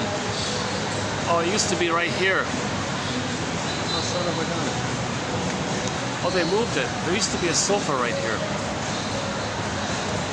I did one video here. Yeah.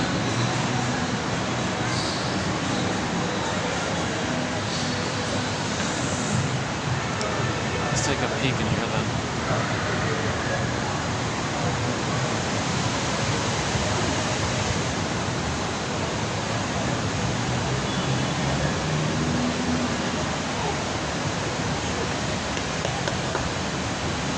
Yeah.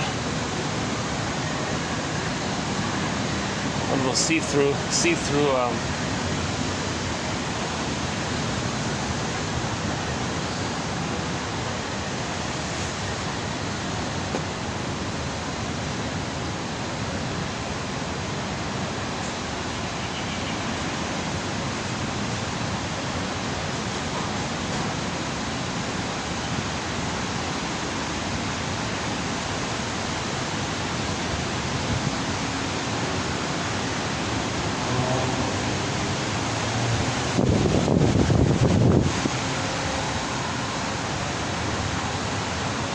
somebody's in it. Somebody's got it. It's okay.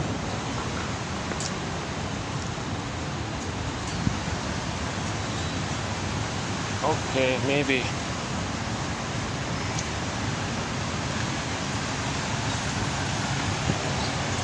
Yeah, maybe. Buy a drink here. It's pretty nice.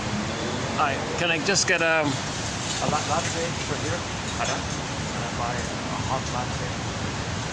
Half? Latte, coffee? Or latte. Okay. How many people? Okay. Yeah. Is it alright if I sit here? It cannot be have reservation here. It's the long table. But that table. Oh yeah. Oh, on the side there. Yeah, fine. Okay. I think it's better for you. Sure. Long table and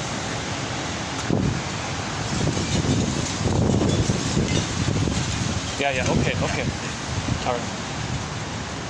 Here, why don't I let me give you the money first. just latte, right? Keep things up here. Okay.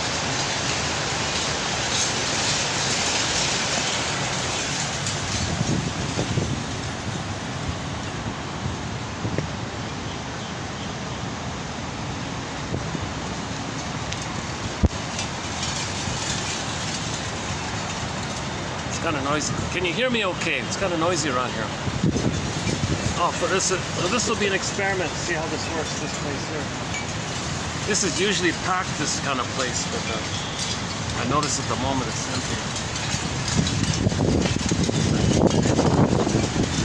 Guess we gotta breathe. Oh, we gotta breathe. Okay. Got some pillows. All right. Okay. There's the view.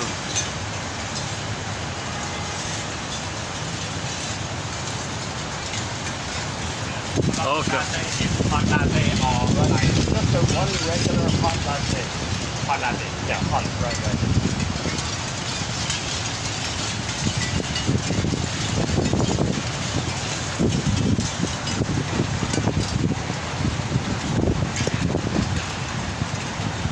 Okay, let's run through today's batch. Luckily, it's a lighter load here.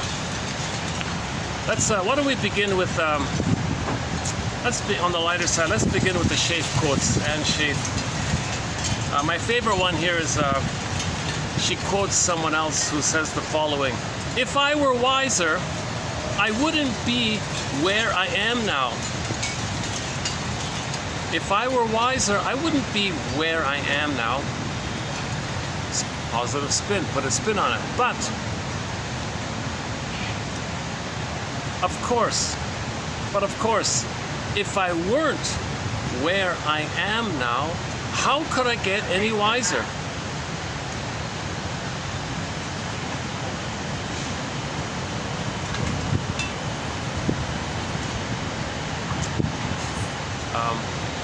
Again, if I were wiser, I wouldn't be where I am now. But of course, if I weren't where I am now, how could I get any wiser? So there's always an opportunity to learn from something. One person says you're always like judging, or you're learning, wonderment. Play Pavlov's dog, play their upcoming song called Wanderlust. We want to wonder and learn and maintain a spirit of continuous learning, lifelong learning. Now the stingers, they don't do that. They don't want to learn. They just want to shame, mock, laugh, haha, blow off steam. Okay, find someone to shame, Schadenfreude, haha, blow off steam. Scapegoat, blame. They just judge. They don't want to learn. Okay, they want to do either or thinking and survival. Me good, you no good. You no good, that's me. You're me. You're no good because you're me. And I'm the mother. And I got to see my mother is good. So they're not really learning because they're stuck with this very painful script where they make the Faustian deal. The Faustian deal means don't learn, don't grow, don't heal. That's the Faustian deal. You get mother's power at the cost of your development. Everything's, somebody said everything's, everything's judging or learning. Everything's, what do you say? please or thank you kind of thing. So gratitude versus the cry for love. Everything's love or a cry for love. So you want to maintain this broader kind of perspective where you're learning. Always opportunity to learn. There's always a daily opportunity to learn something. What are you repeating? How is this familiar to something in the past? What is what you're going through suggest to you? What does this remind me of? Like the waiter, you had to ask me 5 times, what do you want? Did you want that? You want a hot? You want to repeat it? This kind of thing. Maybe it's kind of like, I could think, there was a twinge in me, thinking, you know, I bet that person is trying to say, okay, that waiter was trying to say that he wasn't heard. You see, he wanted to make me feel unheard. He was communicating that he was unheard. You see, it's okay. So he tries to communicate what happened to him. So he's saying, I don't hear you. I don't hear what you said. Latte. What's a latte? No, latte. Coffee. Oh, latte. I said hot. Oh, hot. Oh, he comes back. Did you want a hot? Like maybe he's kind of like unconsciously. Oh, here we go. All right. That's great. Thank you.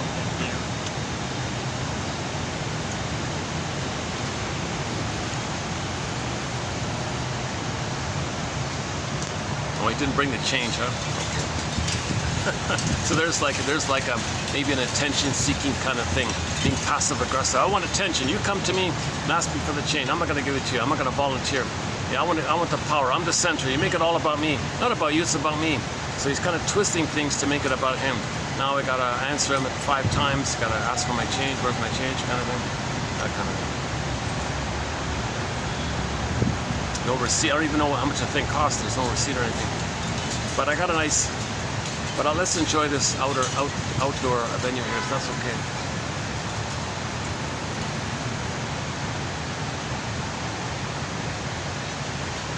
This is not going to last long. Guests will start pouring in. I've only got about. Yeah, maybe I can squeeze 45 minutes in this video. Okay. Okay, so just some more self-help kind of slogans here. When I want to take someone else's inventory, that's usually a sign that I need to do my own. Okay, so that's projection. When you say things about other people, well, wait a minute. You know, what about yourself? So enter Confucius. He said to his students, dear students, when I'm in a party of 3, I always have 2 teachers. To the one I admire, I learn from him. To the other in whom I see traits I don't like, inventory I guess, I search for those very same traits in myself. Now, projection. So if you're blaming all the time, well, that's a mirror and a confession that you're talking about yourself, but you don't know it. And you're trying to know it.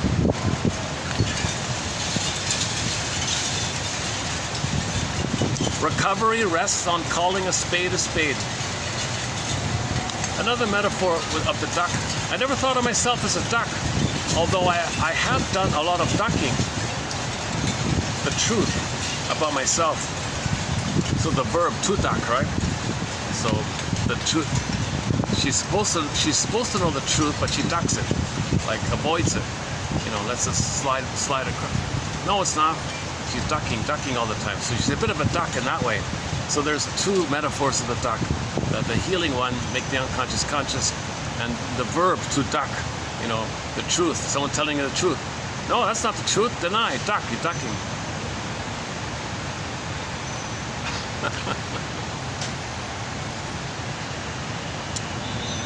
If I were wiser, oh, we did that one, right? The process of sobriety is living the questions. Living the questions. Just when we admit who we are, at the moment, you know what's funny about that way? It does remind me of something. If a person shows a hesitation or a little like if you feel if another person feels safe, like if I make someone feel safe, their pent-up frustration might come out. Like their anger might come out, right? Like if I come across a safe to a waiter, let's say, they may be a little passive-aggressive. They'll express their anger covertly, passively, quietly. Because when you feel safe, you say and communicate. If you're scared, you're going to repress and bury like that.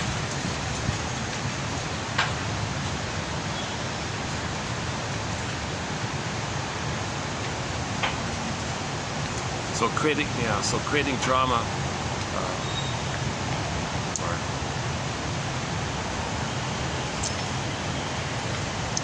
When we admit who we are, hold on a sec. Hi there.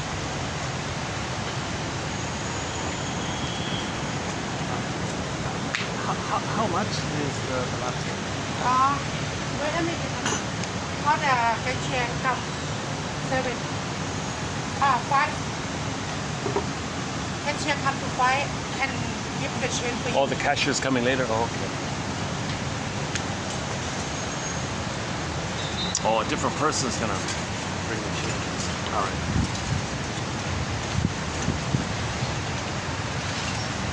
I was starting to think that, why don't I just ask, where's the receipt, where's the change, kind of thing.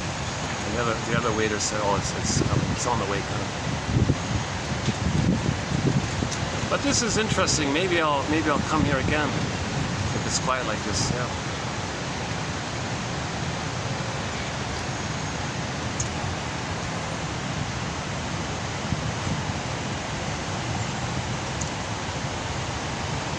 When we admit who we are at the moment, we have the opportunity to change. If we don't admit who we are, we stay stuck. I thought I was in the driver's seat, but I wasn't even in the car. Funny how I always see in others what I least want to look at in myself. That's another one for projection. So she's got another one about projection. Funny how I see in others what I least want to look in myself. So I saw in that waiter maybe some kind of a childlike behavior of expressing his frustration. So I can.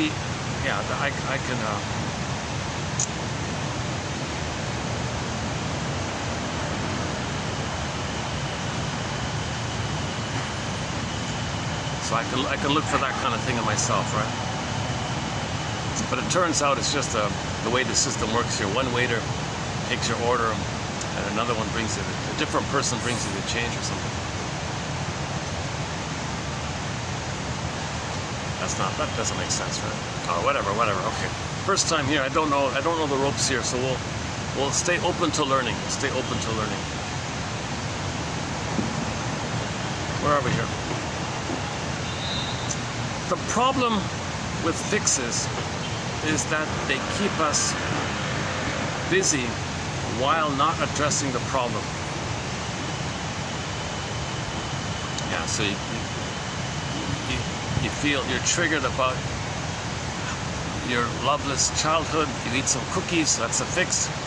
But the fix, it's not a fix. Just a play on words there, right? It's not a real fix. What happens when the neurotic keeps 1 foot in yesterday and 1 foot in tomorrow? Oh, this silly one. Okay, I don't want to say it. It's sort of a crude joke here. The one extremely rare kind of joke like this. I prefer the Janoff one, the Janus image, right? So one face looks like backwards to the past. Okay, the other face looks kind of like forward. Well, you're missing the center, the present. You're not looking in the present. So if 1 foot's in yesterday, 1 foot's in tomorrow, yeah, you can read the joke there. It's a bit of a children's joke. Oh, not the music. Oh no. What time is it? 4:52. It's going to get worse with the noise here. Okay, let me make a note of this. If that's when the music comes on, I need to come here like at 2 o'clock and finish at 4:30 kind of thing.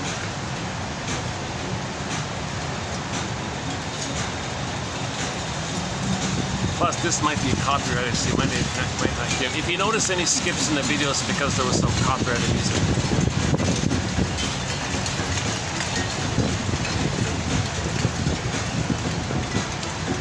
Our addictions thrive on unknowns, so we don't know ourselves. So we don't remember the trauma. We didn't process the trauma. We didn't mourn our losses. This is all unknown.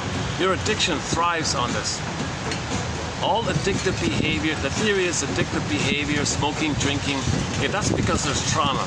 You don't know the trauma, so your addictions, okay, or addictive, dysfunctional stuff, it thrives on you not knowing that you're traumatized.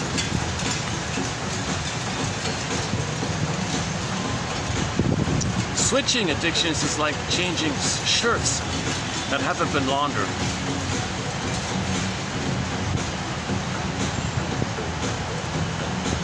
So it's no use playing whack-a-mole with the symptoms, right? So the pain is causing the symptoms. So you change the symptoms like changing the shirt. Doesn't matter.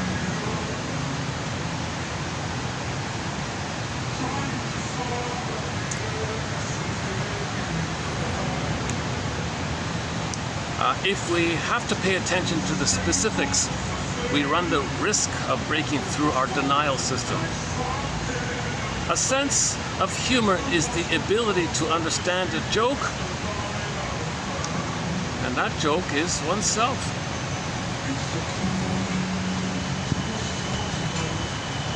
Living in the present is the best present of all, okay? When I don't know where I am, I don't know who I'm with. I may not get an A for self-awareness. So reading these quotes, well, you want to get a passing grade at least, right?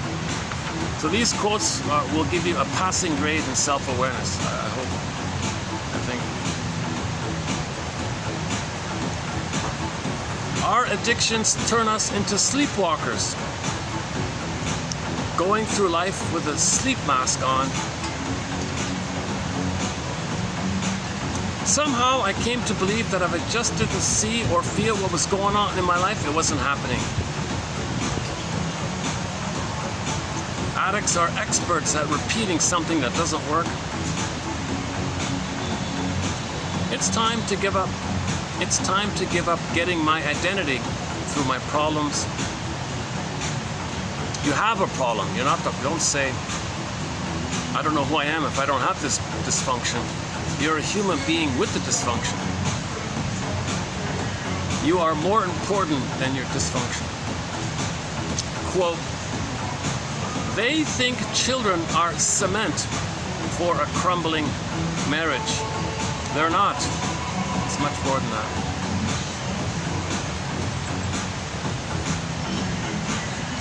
So some parents use children to keep the parents together. That's a ticking, that's just a problem waiting to happen kind of thing. I always knew that I had a committee in my head. Only recently did I realize that they're all addicts.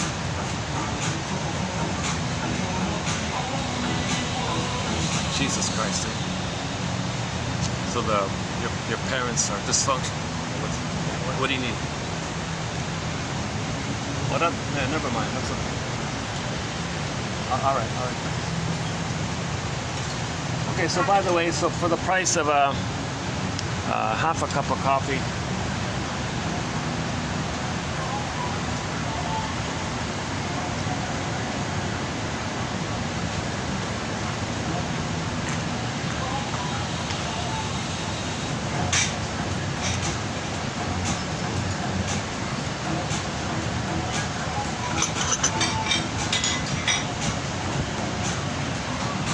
at least the coffee's good here. That's all right. Yeah. Okay, it's okay.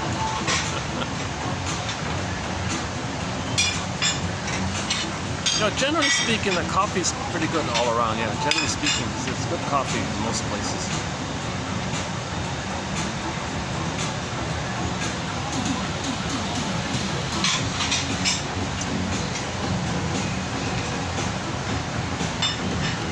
Okay, next one.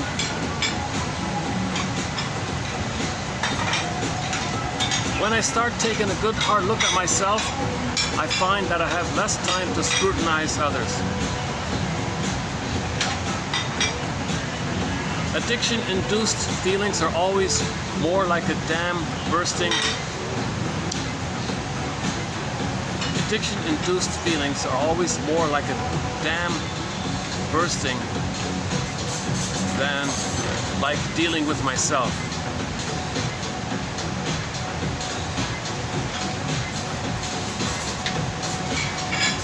Question mark about that one. Okay, the next ones are from Albert Hubbard. Albert Hubbard. Yeah, we got some great quotes by Albert Hubbard. In the TV show Harry's Law, the lawyer lady, her name was Harriet, but they nicknamed her Harry. In the opening season 1, episode 1, she lost her job because she was bored with her job. They fired her. The line was, the scriptwriter gave the line, "Some obnoxious person said that every knock is a boost." That's Albert Hubbard, right? He has a lot of very blunt, very colorful quotes about religion. Go to 1203, you'll see what I mean.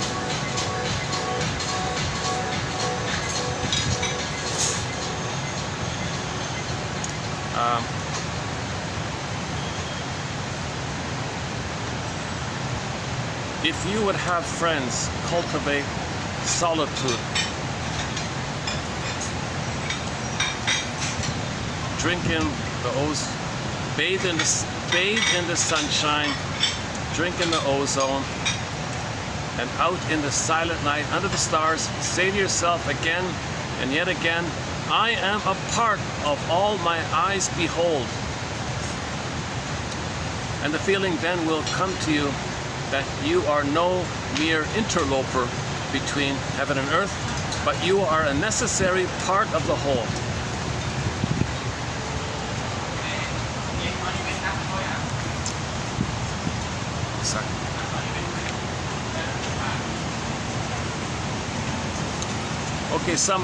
Somebody said that they were afraid of intimacy, so what they did was create intensity. Uncomfortable with sustained intimacy of a positive sort, the client was always ready for the intensity by provoking an argument. So I, the shrink, I knew that if there was anything ambiguous in what I said, the client would create a fight. So this one character was addicted to intensity, addicted to drama, and this was their substitute for intimacy. They couldn't do intimacy, so they did this fake intimacy by this drama, soap opera stuff. The intensity of the therapy relationship creates a sense of intimacy. The very fact that two people meet daily and alone over a long period of time creates a special involvement. A peculiar intimacy of the therapy relationship, its ontological intensity of being, can awaken old emotions.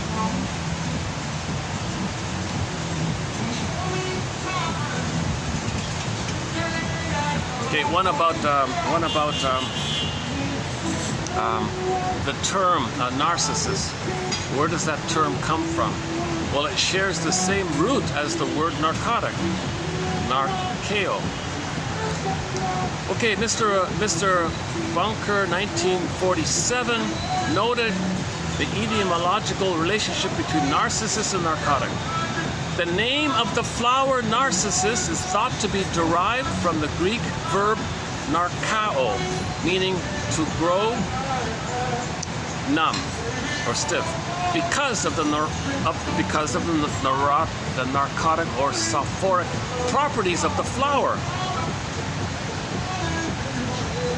The term narcissist comes from a Greek root, narke, N-A-R-K-E, meaning stupor, lethargy, and is found in such words as narcolepsy, narcotic, etc. The most startling implication of the narcissist myth is that to the human being, the self is estranged from himself, since for a self to be formulated, it has to be mediated through a reflective system. So the mother wasn't there. She didn't see the child, didn't mirror the child, ignored the child, used the child, exploited the child, so they can't have a self because there was no reflection. So he's trapped in the mirror looking. In ancient times, the narcissus flower was also called Lairion, after Lairiope, i.e. Narcissus' mother. So Narcissus had a mother named Lairiope, and that name, Lairion, was also referred, the narcissus flower was also called that, referring to the very same flower by the name of the sun, Narcissus. Referring to the very same flower by the name of the son, Narcissus, as well as that of the mother, Lairion, reflects their lack of separation, their symbiotic, narcissistic, narcotic, seductive, and simultaneously destructive psychic incestuous merger. Interesting point. So in the past it was interchangeable. The narcissus flower was also named after Narcissus' mother because he is the mother.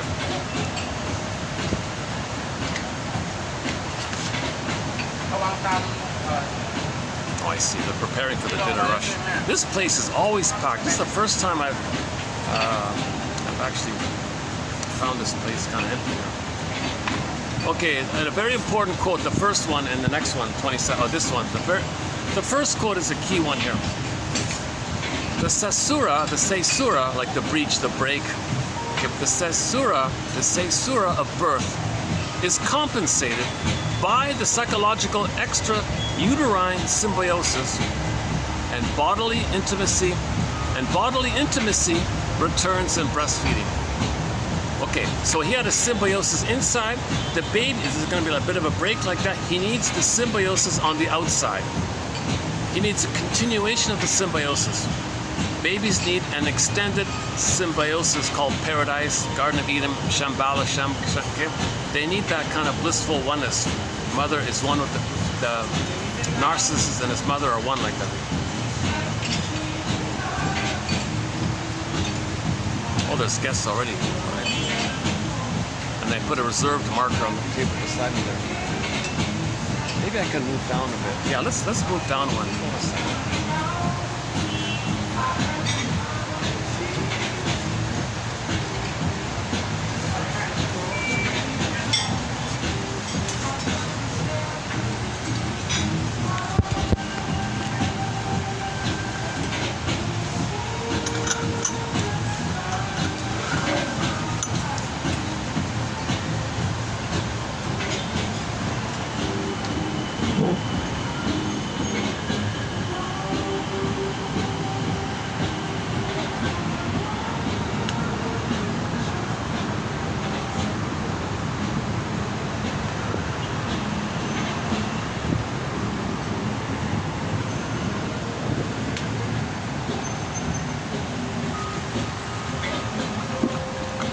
This is a better spot. Yeah, okay. Well, last time the waiter was here, that's why I didn't come here.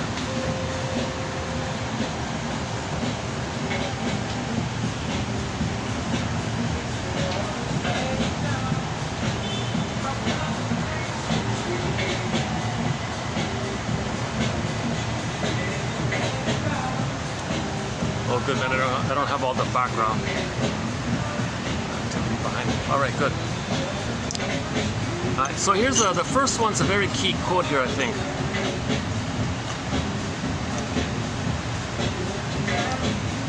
look at this sugar thing here. Sweetness is my weakness. It's addictive, right? This powdered white stuff, huh? See, it's a trick, right? It's a trick. The concentrated sugar, okay, fools the brain into thinking that the person's safe because of the concentrated food. So now the brain thinks the person is safe. Oh, you're safe. You're safe. Okay, well, if you're safe, you get serotonin. Okay. Now, the serotonin you're getting by the trick of this, okay, is because you don't have the natural serotonin of being loved by the mother and having a memory circuit. The memory circuit's missing, so you keep blipping it, kind of thing. That's your weakness. And Ullman and Paul would call this a magic wand. They feel important. I got a magic wand here. With this magic wand, I'm going to put myself in a food trance. I'm going to be in a blissful place. I'm going to use this chemistry of this. Okay, it's going to stimulate all my old fantasies. It's going to create a lot of activity in my fantasies. And it's going to spin around, spin around, spin around. And I'm going to finally get the old, archaic, once upon a time fantasies that in the uterus, the baby was a little blissful God, one with the mother.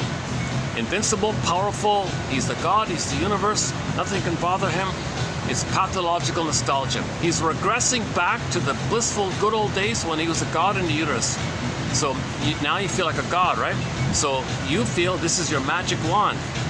Okay? So this is just to the way Ullman and Paul explain it is, think of this as an addictive trigger mechanism, i.e. an ersatz self-object, i.e. if the baby had the breast, he'd be in a blissful place, but the breast is missing. So use this as a ersatz imaginary what if, could be, pretend, let's do play pretend that this is the missing breast. That's your magic wand. Missing breast, because the effect is you'll feel like a god afterwards. So you want to blip up the feelings of being a god. So this is like a magic thing to do that. So for more on this point, go to the Ullman and Paul quotes we just completed a little while ago, a few days ago, a week ago. We did a 3-video special run on the work of Ullman and Paul from their book called Narcissus in Wonderland. And their argument is if you take whatever, a cigarette, or a cigarette, let's say, they think it's a magic wand. The smoker takes out a cigarette, he's important, magic wand. I'm in control. I've got the magic wand. This makes me feel like a god, and I do it. I'm in control. I control feeling like a god. So it's about fantasies. Okay? Addictive substances, drinking, smoking, food, comfort foods, illegal, whatever, all that kind of stuff. It's to bring up the fantasies. So usually people say, cookies and stuff, it's like self-medication, okay? Or cigarettes are tranquilizers, or beer, it's to make you numb, okay? But Roger Gould calls emotional eating a food trance, so he's kind of on it. So Ullman and Paul include the psychology side of it. So the chemistry leads to the psychology of the fantasies, and when you feel like a god from the fantasies, you get the chemistry of the serotonin, oxytocin. So it's not just directly physiology, I feel better. No, it's the fantasies that you want up, that then makes you feel better. You want to blip up the fantasies. So this is like a magic trick to blip up those old fantasies. That's okay. For more on that, once again, go to the Ullman and Paul quotes. It starts at 23, 29, 23, 4, and 5. We did a 3-video special run on the work on their work. Oh, this is not a bad little spot, eh? Okay, here's a mental note. I'll try this spot again at around 2 o'clock another time and see if it works. Oh my God, yeah. And if I'm sweating, I'll go in the mall for a bit.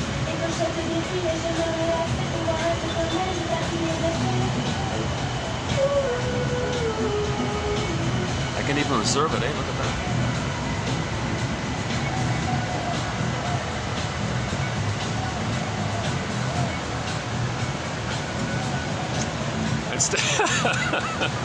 Instead of looking out into the ocean, I could look out into the traffic jam, right?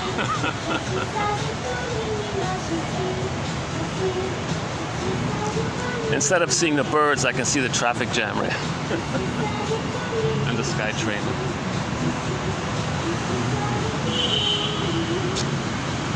That's eastbound. That's going to be south that way, east, north, south, east. That'll be west, yeah. That'll be north. All right.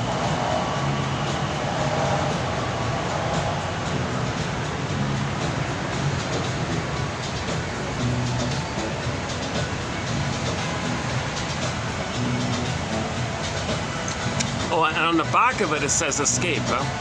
So you are escaping. You're escaping to the uterus.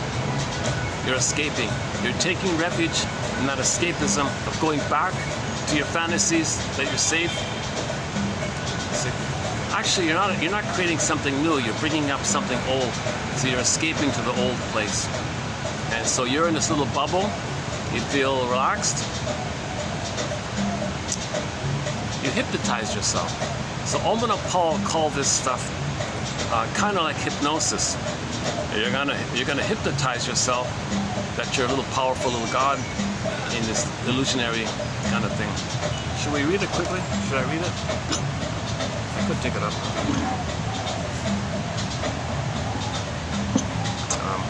They got electric. Oh, it's not real. It's electric. The candle is electric. It's not real. It's a battery operated candle. Okay.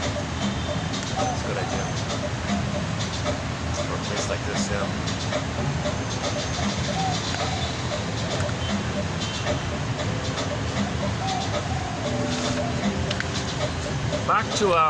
Back to that TV show, The Outer Limits. I talked about yesterday about a TV show called Outer Limits. Barely known. It's kind of like the Twilight Zone. 9 seasons, 63 to 65, 2 seasons, and then the reboot from 95 to 02, I think, and that's 7 seasons. 9 seasons of Outer Limits. So we discussed one of the episodes called Skin Deep yesterday.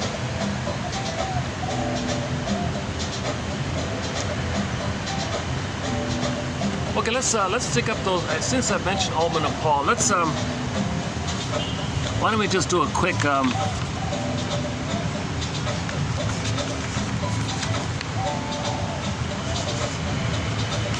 did I put it? Give me a second.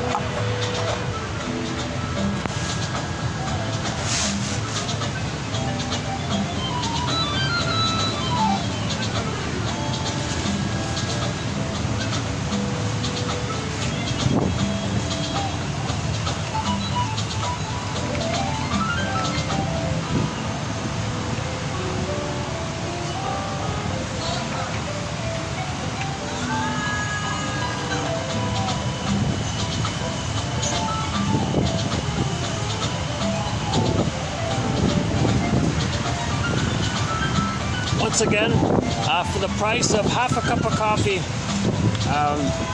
you can get these 10,000 quotes with the hope that 1 out of 10 will be of hope, of help.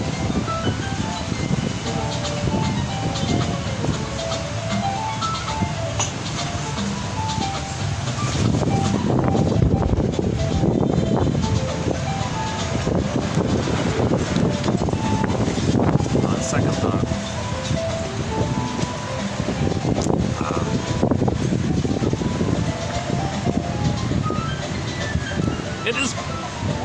It is best to conceptualize addiction as a kind of self-hypnosis, they say, rather than as a type of self-medication. In the context of megalomania, i.e. a narcissistic illusion of being a megalomaniacal self as wielding magical control, the effect entails an anti-panic sense of being in control, which counteracts the panic attendant to a sense of having lost control or being out of control. So if you're triggered in the present that your mother didn't love you, you feel a panic, anti-panic, magic wand. Okay, hypnotize yourself. Okay. So anti-panic. You're triggered, your mother didn't love you, you panicked as a baby, anti-panic, magic wand. Right? So you bring up the fantasies. You want to bring up the fantasies. a narcissistic illusion of being a megalomaniacal self with unconditional hallucinatory omnipotence. However, and paradoxically, rather than, quote, reestablishing control, unquote, an addict experiences an increasing sense of loss of control, leading to still further and ill-fated efforts at reinstituting the illusion of control. Because now you're overwhelming the brain, things numb out inside, you need more, your brain is protesting, numbing, but you want the fantasies, but you're numb, you want more fantasies, so you're damaging your brain now. Now you might get a psychosomatic symptom or an illness like that. An addict as under the influence of a fantasy of being a megalomaniacal self endowed with magical control, as someone who artificially alters a subjective sense of the reality of the self and the world. The unconscious purpose of psychoactively altering the meaning of subjective experience. There is a major drawback to the addictive redesigning of a particular psychological terrain.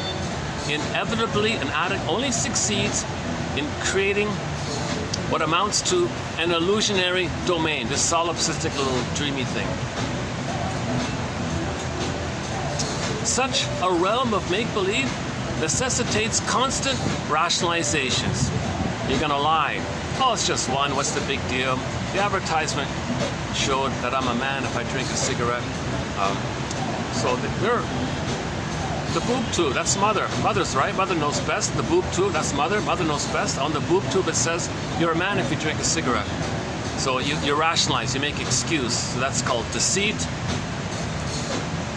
So a constant deceit, constant deception, constant duplicity, constant flim-flammery on the part of an addict, all of which are required by an addict's desperate attempt to deny the truth.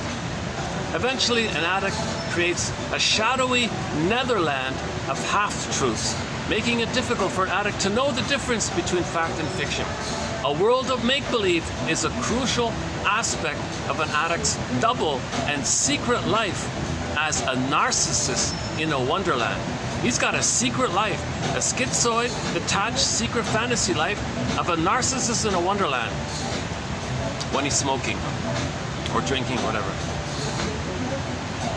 Okay, so this is all related, also known as narcissistic bliss, yeah. In Piagetian terms, fantasizing is, quote, egocentric thought, in that it is completely self-centered and without significant reference to a consensually validated notion of reality.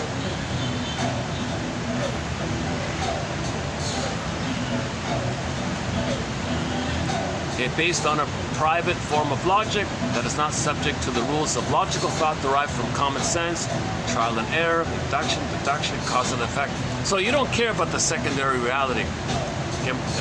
You go back to the make-believe world and you reject whatever's practical reality. Someone tells you, no, you're hurting yourself. Oh, who cares? Cause and effect. I don't care. I want my fix, but it's not a real fix. Right? I said earlier.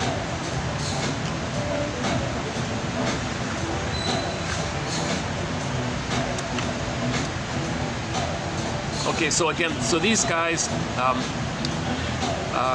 fans of Mr. Kohut here, self-psychology. From our self-psychological point of view, addictive trigger mechanisms. So they would call this an addictive trigger mechanism, also known as an ersatz self-object. An ersatz, an imaginary breast. Or they would say an imaginary nipple, let's say. Whatever, it's a cigarette. Or this, even this, right? Whatever. Ersatz. From our self-psychology, so self-psychology means the baby is one with the breast, and the breast is the thing that baby owns. And it gives them a bliss like that. That's missing, you're trapped in the mirror, you want to fill it in. Find something synthetic to fill it in, to trigger the chemistry, to bring up the old fantasies of being a god in the uterus. Because you can't go forward, you're always going back like that. To go forward, you got to know the script, mourn the script, mourn the loving mother that should have been there. So that's why you got to do those things we mentioned earlier. Free association, dream interpretation, the duct, the unconscious to conscious. resolving oppositional thinking, adversarial thinking, either-or thinking, jungle slogan thinking, okay, my greedy, your greed thinking, any kind of either-or stuff. You gotta get it, you gotta find the both and. Okay? The seeds, you gotta separate the seeds.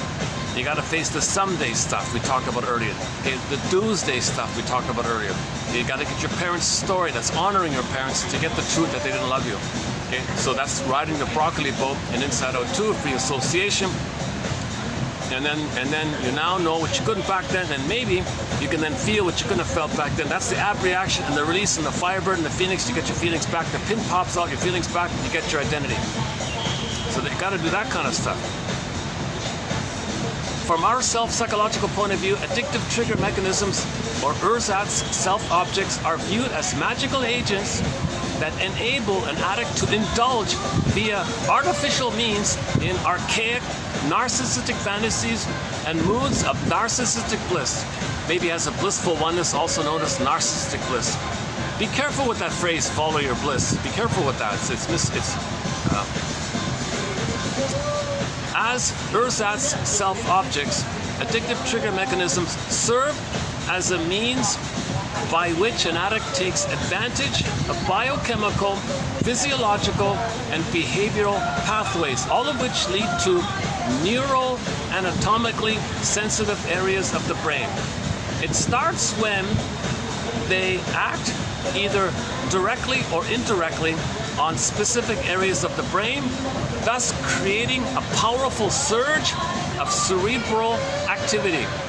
This neuroanatomical burst serves in turn as the basis for a further psychological unconscious reaction involving mobilization of latent fantasies and moods. As a psychopathological process inherent in all addictions, addictive anesthesia, because this is all a swoon, this is like a dreamy swoon, numb, like you're numb, you're hypnotized, swoon, numb, anesthesia, painkiller. This is all a painkiller via the fantasies, if you feel it. Okay, so this involves the dissociative alteration of cognition or thought based on the unconscious reliving of fantasies of early childhood and the anesthetization of painful affect and sensation generated by the pleasurable re-experiencing of a mood of narcissistic bliss. This kind of dissociative reliving of fantasy entails what one person referred to as a hypnoid state. So when you're in a food trance, you smoked a cigarette, you took a beer, you're in a hypnoid state within. Your little private little bubble like that. Addictive trigger mechanisms are ersatz self-objects and, as such, are distinguished from genuine, non-human or transitional self-objects. Despite functioning as ersatz self-objects, addictive trigger mechanisms do partake of some of the essential qualities of authentic and, in this instance, transitional self-objects. Unconsciously, an addict fantasizes these non-human things and activities as being semi-human in nature, and as a result, they are imbued by an addict with capacities normally emanating from real self-objects. I think what they're doing is, if the mother loves the baby and she's got to go away, she says, "Baby, here's a teddy bear." So the addict didn't get a mother and they didn't get a teddy bear. So this can be viewed as either way. This could be the breast or the teddy bear. I think that's what they mean. Okay. From a self-psychological perspective, empathy is viewed in terms of the subjective experience of being responded to in an understanding way. Okay, baby didn't get that. Mother gaslit the baby. "I don't see you. What do you want, baby? Stop complaining, okay?" The baby's not being seen. So he's not being received. Perhaps from the viewpoint of an addict, this accounts for the belief that a bottle of booze is an alcoholic's best friend.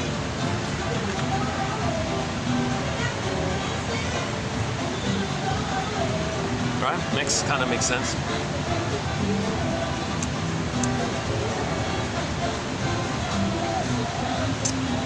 Okay, so an addict does not achieve this reaction simply by using or abusing certain things or activities.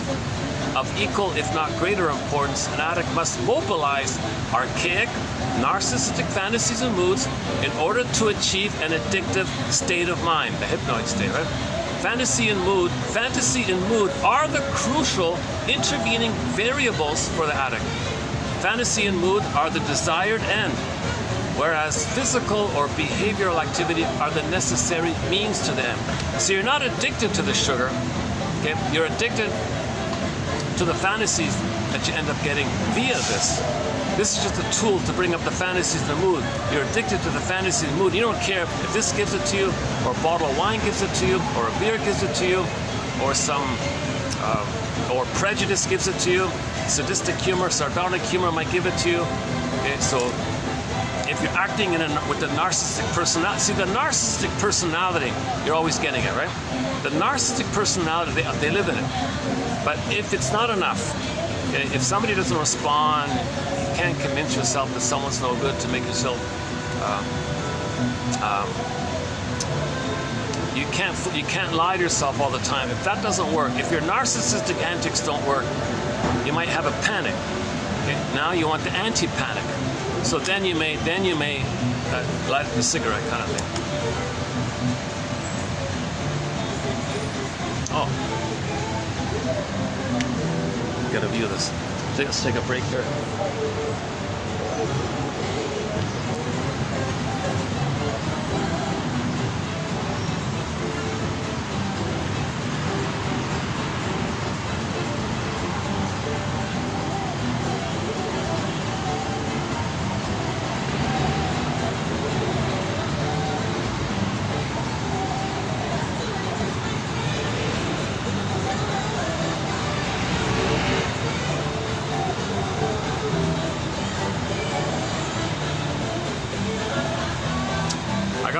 I gotta close this. I only got like 2 hours and 20 minutes in these things. So let me start to close this. Oh, here we go. Here's the change. All right. That's great. Thank you, sir. Thank you. Yeah, you can keep it. Okay, thanks.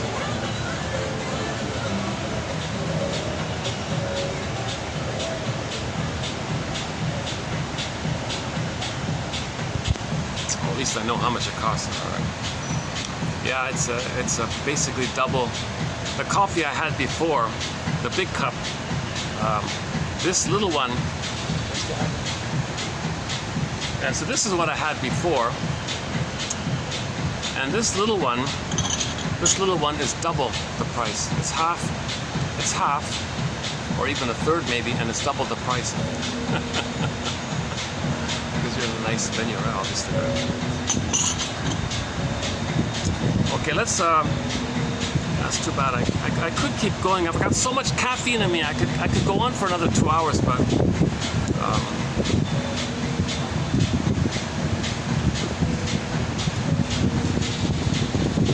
so I've got about 5 minutes left, maybe.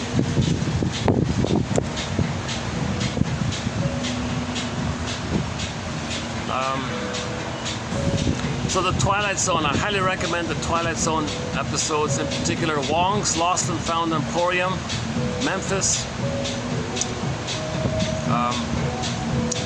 Gabe's story is very good. Gabe's story, that one is very good with Gabe's story. Gabe's story vividly and clearly shows you the confrontation and the identification and confrontation of your traumatic script.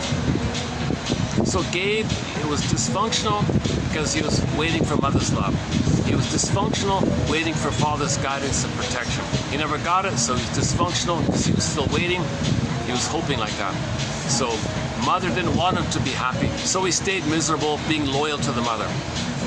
Waiting for the father to save him, never happened, so he never took initiative because that would mean he'd give up the hope for it. So that was the script he had.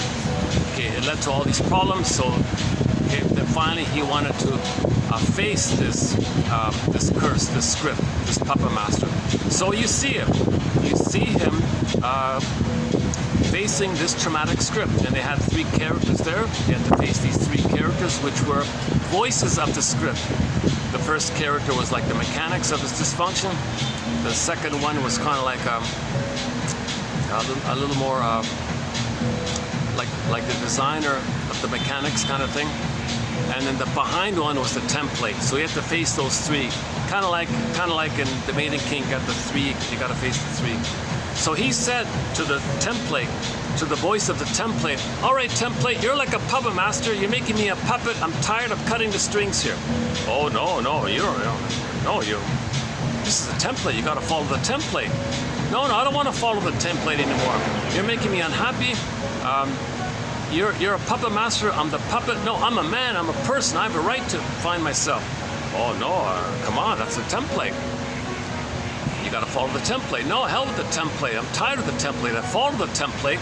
Look at all the problems it's giving me. I want to branch off on my own. I'm going to branch off on my own. I'm going to build the arc. I'm going to build the ego. I'm going to resolve oppositional thinking. I'm going to separate the seeds. I'm going to study defense mechanism. I'm going to make the unconscious conscious. I'm going to give up this unreal hope stuff. I'm going to face my unconscious guilt with this do stuff. I'm going to find my parents' story. I'm going to build the ego. I'm going to find myself. I'm breaking from the script like this. So because he was determined like that, well, good luck, all right?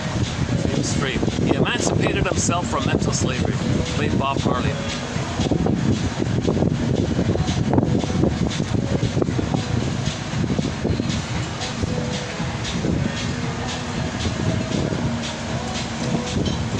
That's okay, at least I found a new venue. Maybe we'll try this again. This particular spot, sort of in the corner a bit. I don't have the waiters fussing behind me all the time. Too bad about the music thing. Assuming they're open. Oh, what if they're not open? Are they open in the afternoon?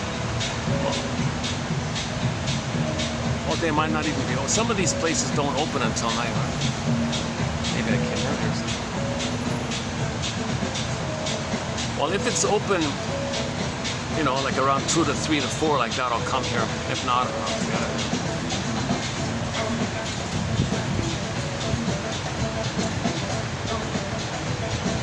it. Okay, let's search for a song to close up here. So we have an incredible soundtrack here. Songs from all around the world, as mentioned briefly in part 1. So let's search for a song here. I mentioned Oma Wumi's song, When the Boss is Coming, a fun, upbeat song.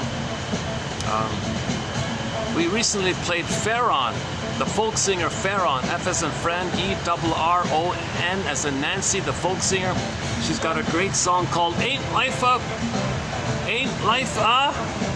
Brook. Ain't Life a Brook. Ain't Life a Brook. Just talking about a disappointing breakup.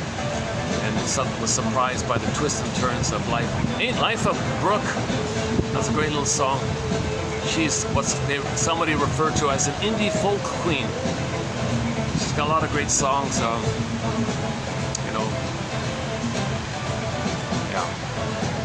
We've got a few of her songs on our soundtrack.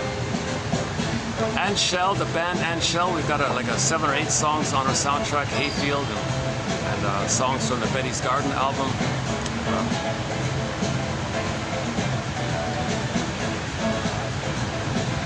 So let's see. Oh, we mentioned earlier in part 1 about the radio not picking up the signals of positive songs. So why don't we think about a song that's kind of like let's choose a song that's kind of nourishing a little bit, a little positive somehow. Let's close up on a positive song. Let's think for a minute. Splendor in the Mountain. Okay, why not? We haven't played that in a while. Let's play the song Splendor in the Mountain by Saketopoulou Purizaka. He's an indigenous flute player somewhere in the mountains in the Andes in Peru somewhere. Saketopoulou Purizaka. Okay, he's like an indigenous elder kind of guy, and he plays the flute. And one of his songs is called Splendor in the Mountain. It's too bad he couldn't record more music. I think he's got a lot of feeling. So it's a nice little song. It's an instrumental. It's either it's a traditional flute. Either it's the bamboo flute or similar to the bamboo flute, something like that. Splendor in the mountain. And then Albert Hubbard says, when you're in the mountains, consider yourself part of it all. You're not just a guest, like you're part of it all. There's a song called Constant Tourist by the band Lunn. We play that sometimes. The woman chose a narcissistic man, but she felt like a constant tourist with the fellow. Well, that's for her to know that she felt like a constant tourist with her mother. They weren't connected. What you recreate in the present is for you to know what happened in the past. Memory, repeating, and working through. We don't remember, so we recreate to try to remember. Once we remember, we'll stop repeating. Okay, let's close it up here. Otherwise, just to make sure I don't lose it. So yeah, for the love of narrative medicine, I'll see you in the next video. Let's hit the play button. Sekani Purizaka, Splendor in the Mountain. Nice little song. And we're apart. We're all connected. It's all. We're all one family. We're all connected. Somebody said, you know, we're 70% salt water. Well, the Earth is 70% salt water. Think about that. Like we're like little mini versions of the Earth almost. Think about it like that. Treat the Earth, he said, at least as well as you treat yourself. We're all kind of connected like that. We're all from the same big, massive family back in the Nile area back then. We spread around. We're all technically, literally cousins. On average, 30 to 50 times removed. We're all one family, Earth family. We're all cousins. That's the natural state of affairs. The differences you see are trivial biological variations due to sun exposure, diet, like that over time. This is trivial cosmetic kind of thing. We're the only hominid that grew the cortex. We're the only hominid that can write and language and speak, you know. And we're the only ones that can be aware of ourselves.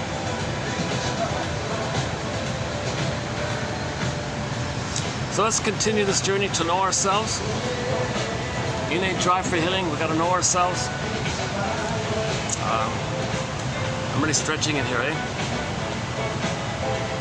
I think I got like I can go up to 2:30, but let's just close it here just in case. Okay, for the love of narrative medicine, thanks very much. I'll see you in the next video.